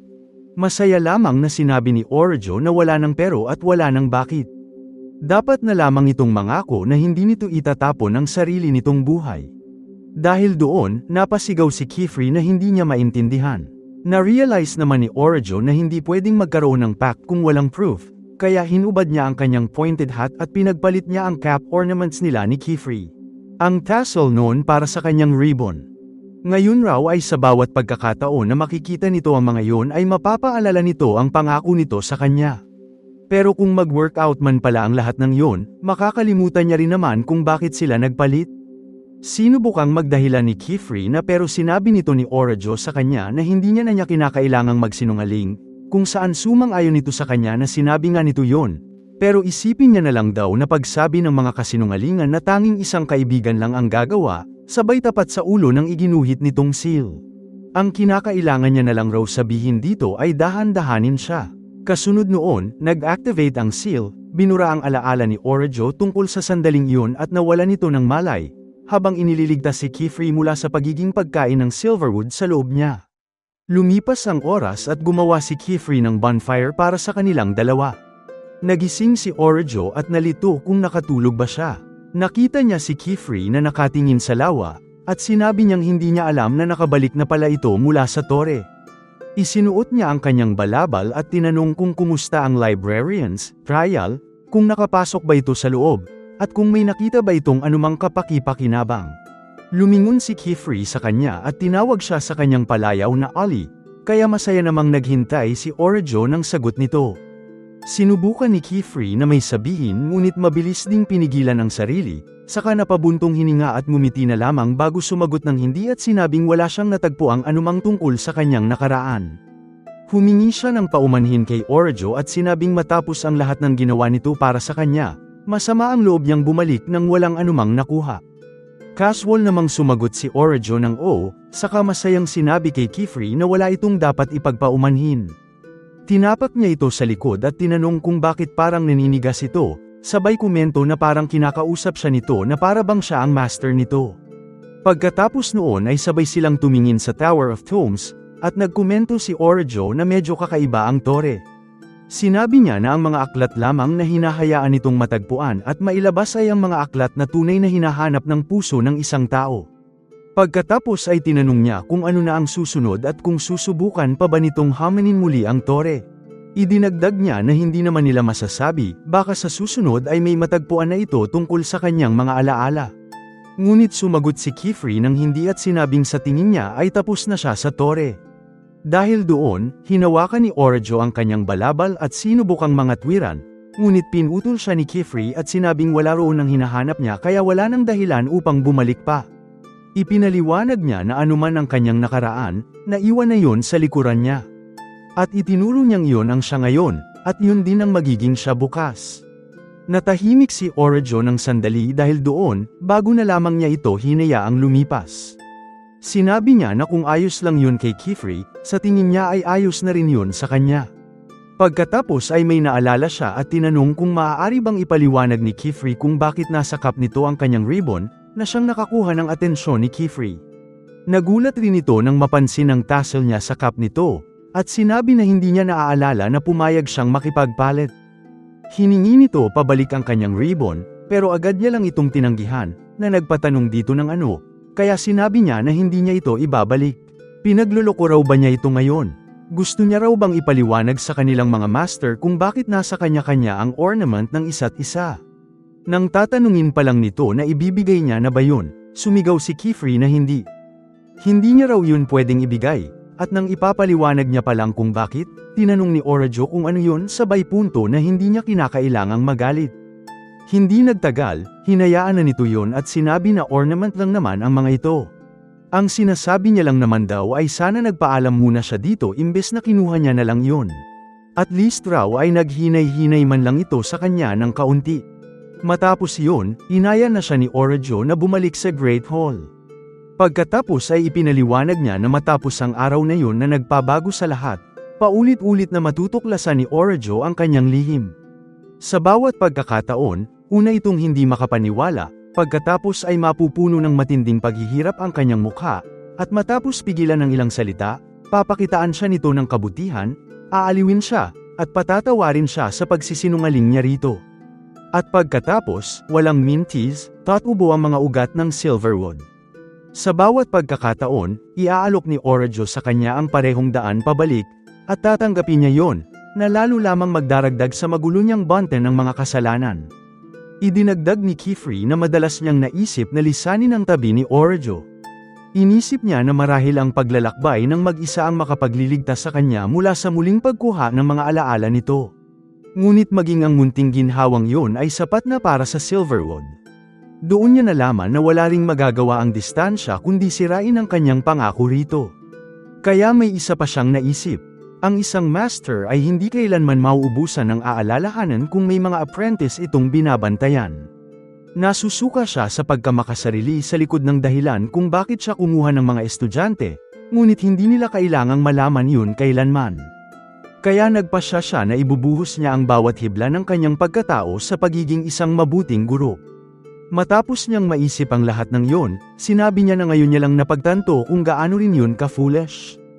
Kung noon lamang raw ay alam niya kung gaano tunay na kaligaya ang pagmasdan ng sariling mga estudyante na lumalago sa bawat lumilipas na araw. Naramdaman niya ang payapang paglalakbay na kasalukuyan nilang tinatahak, ang mga hayop sa parang at sa kalangitan, at ipinikit niya ang kanyang mga mata habang ninanamnam ang pakiramdam. Sinabi niya na medyo bihira para sa isang Silverwood na mag-ugat sa mga tao. Hindi tulad ng mga hayop, masyado silang nakakapit sa labis na pagkabalisa. Iyon ang dahilan kung bakit ang punong itinanim kay Costas na nagbigay sa kanya ng kanyang mga paa ay nagbubukas ng ilang mga tanong.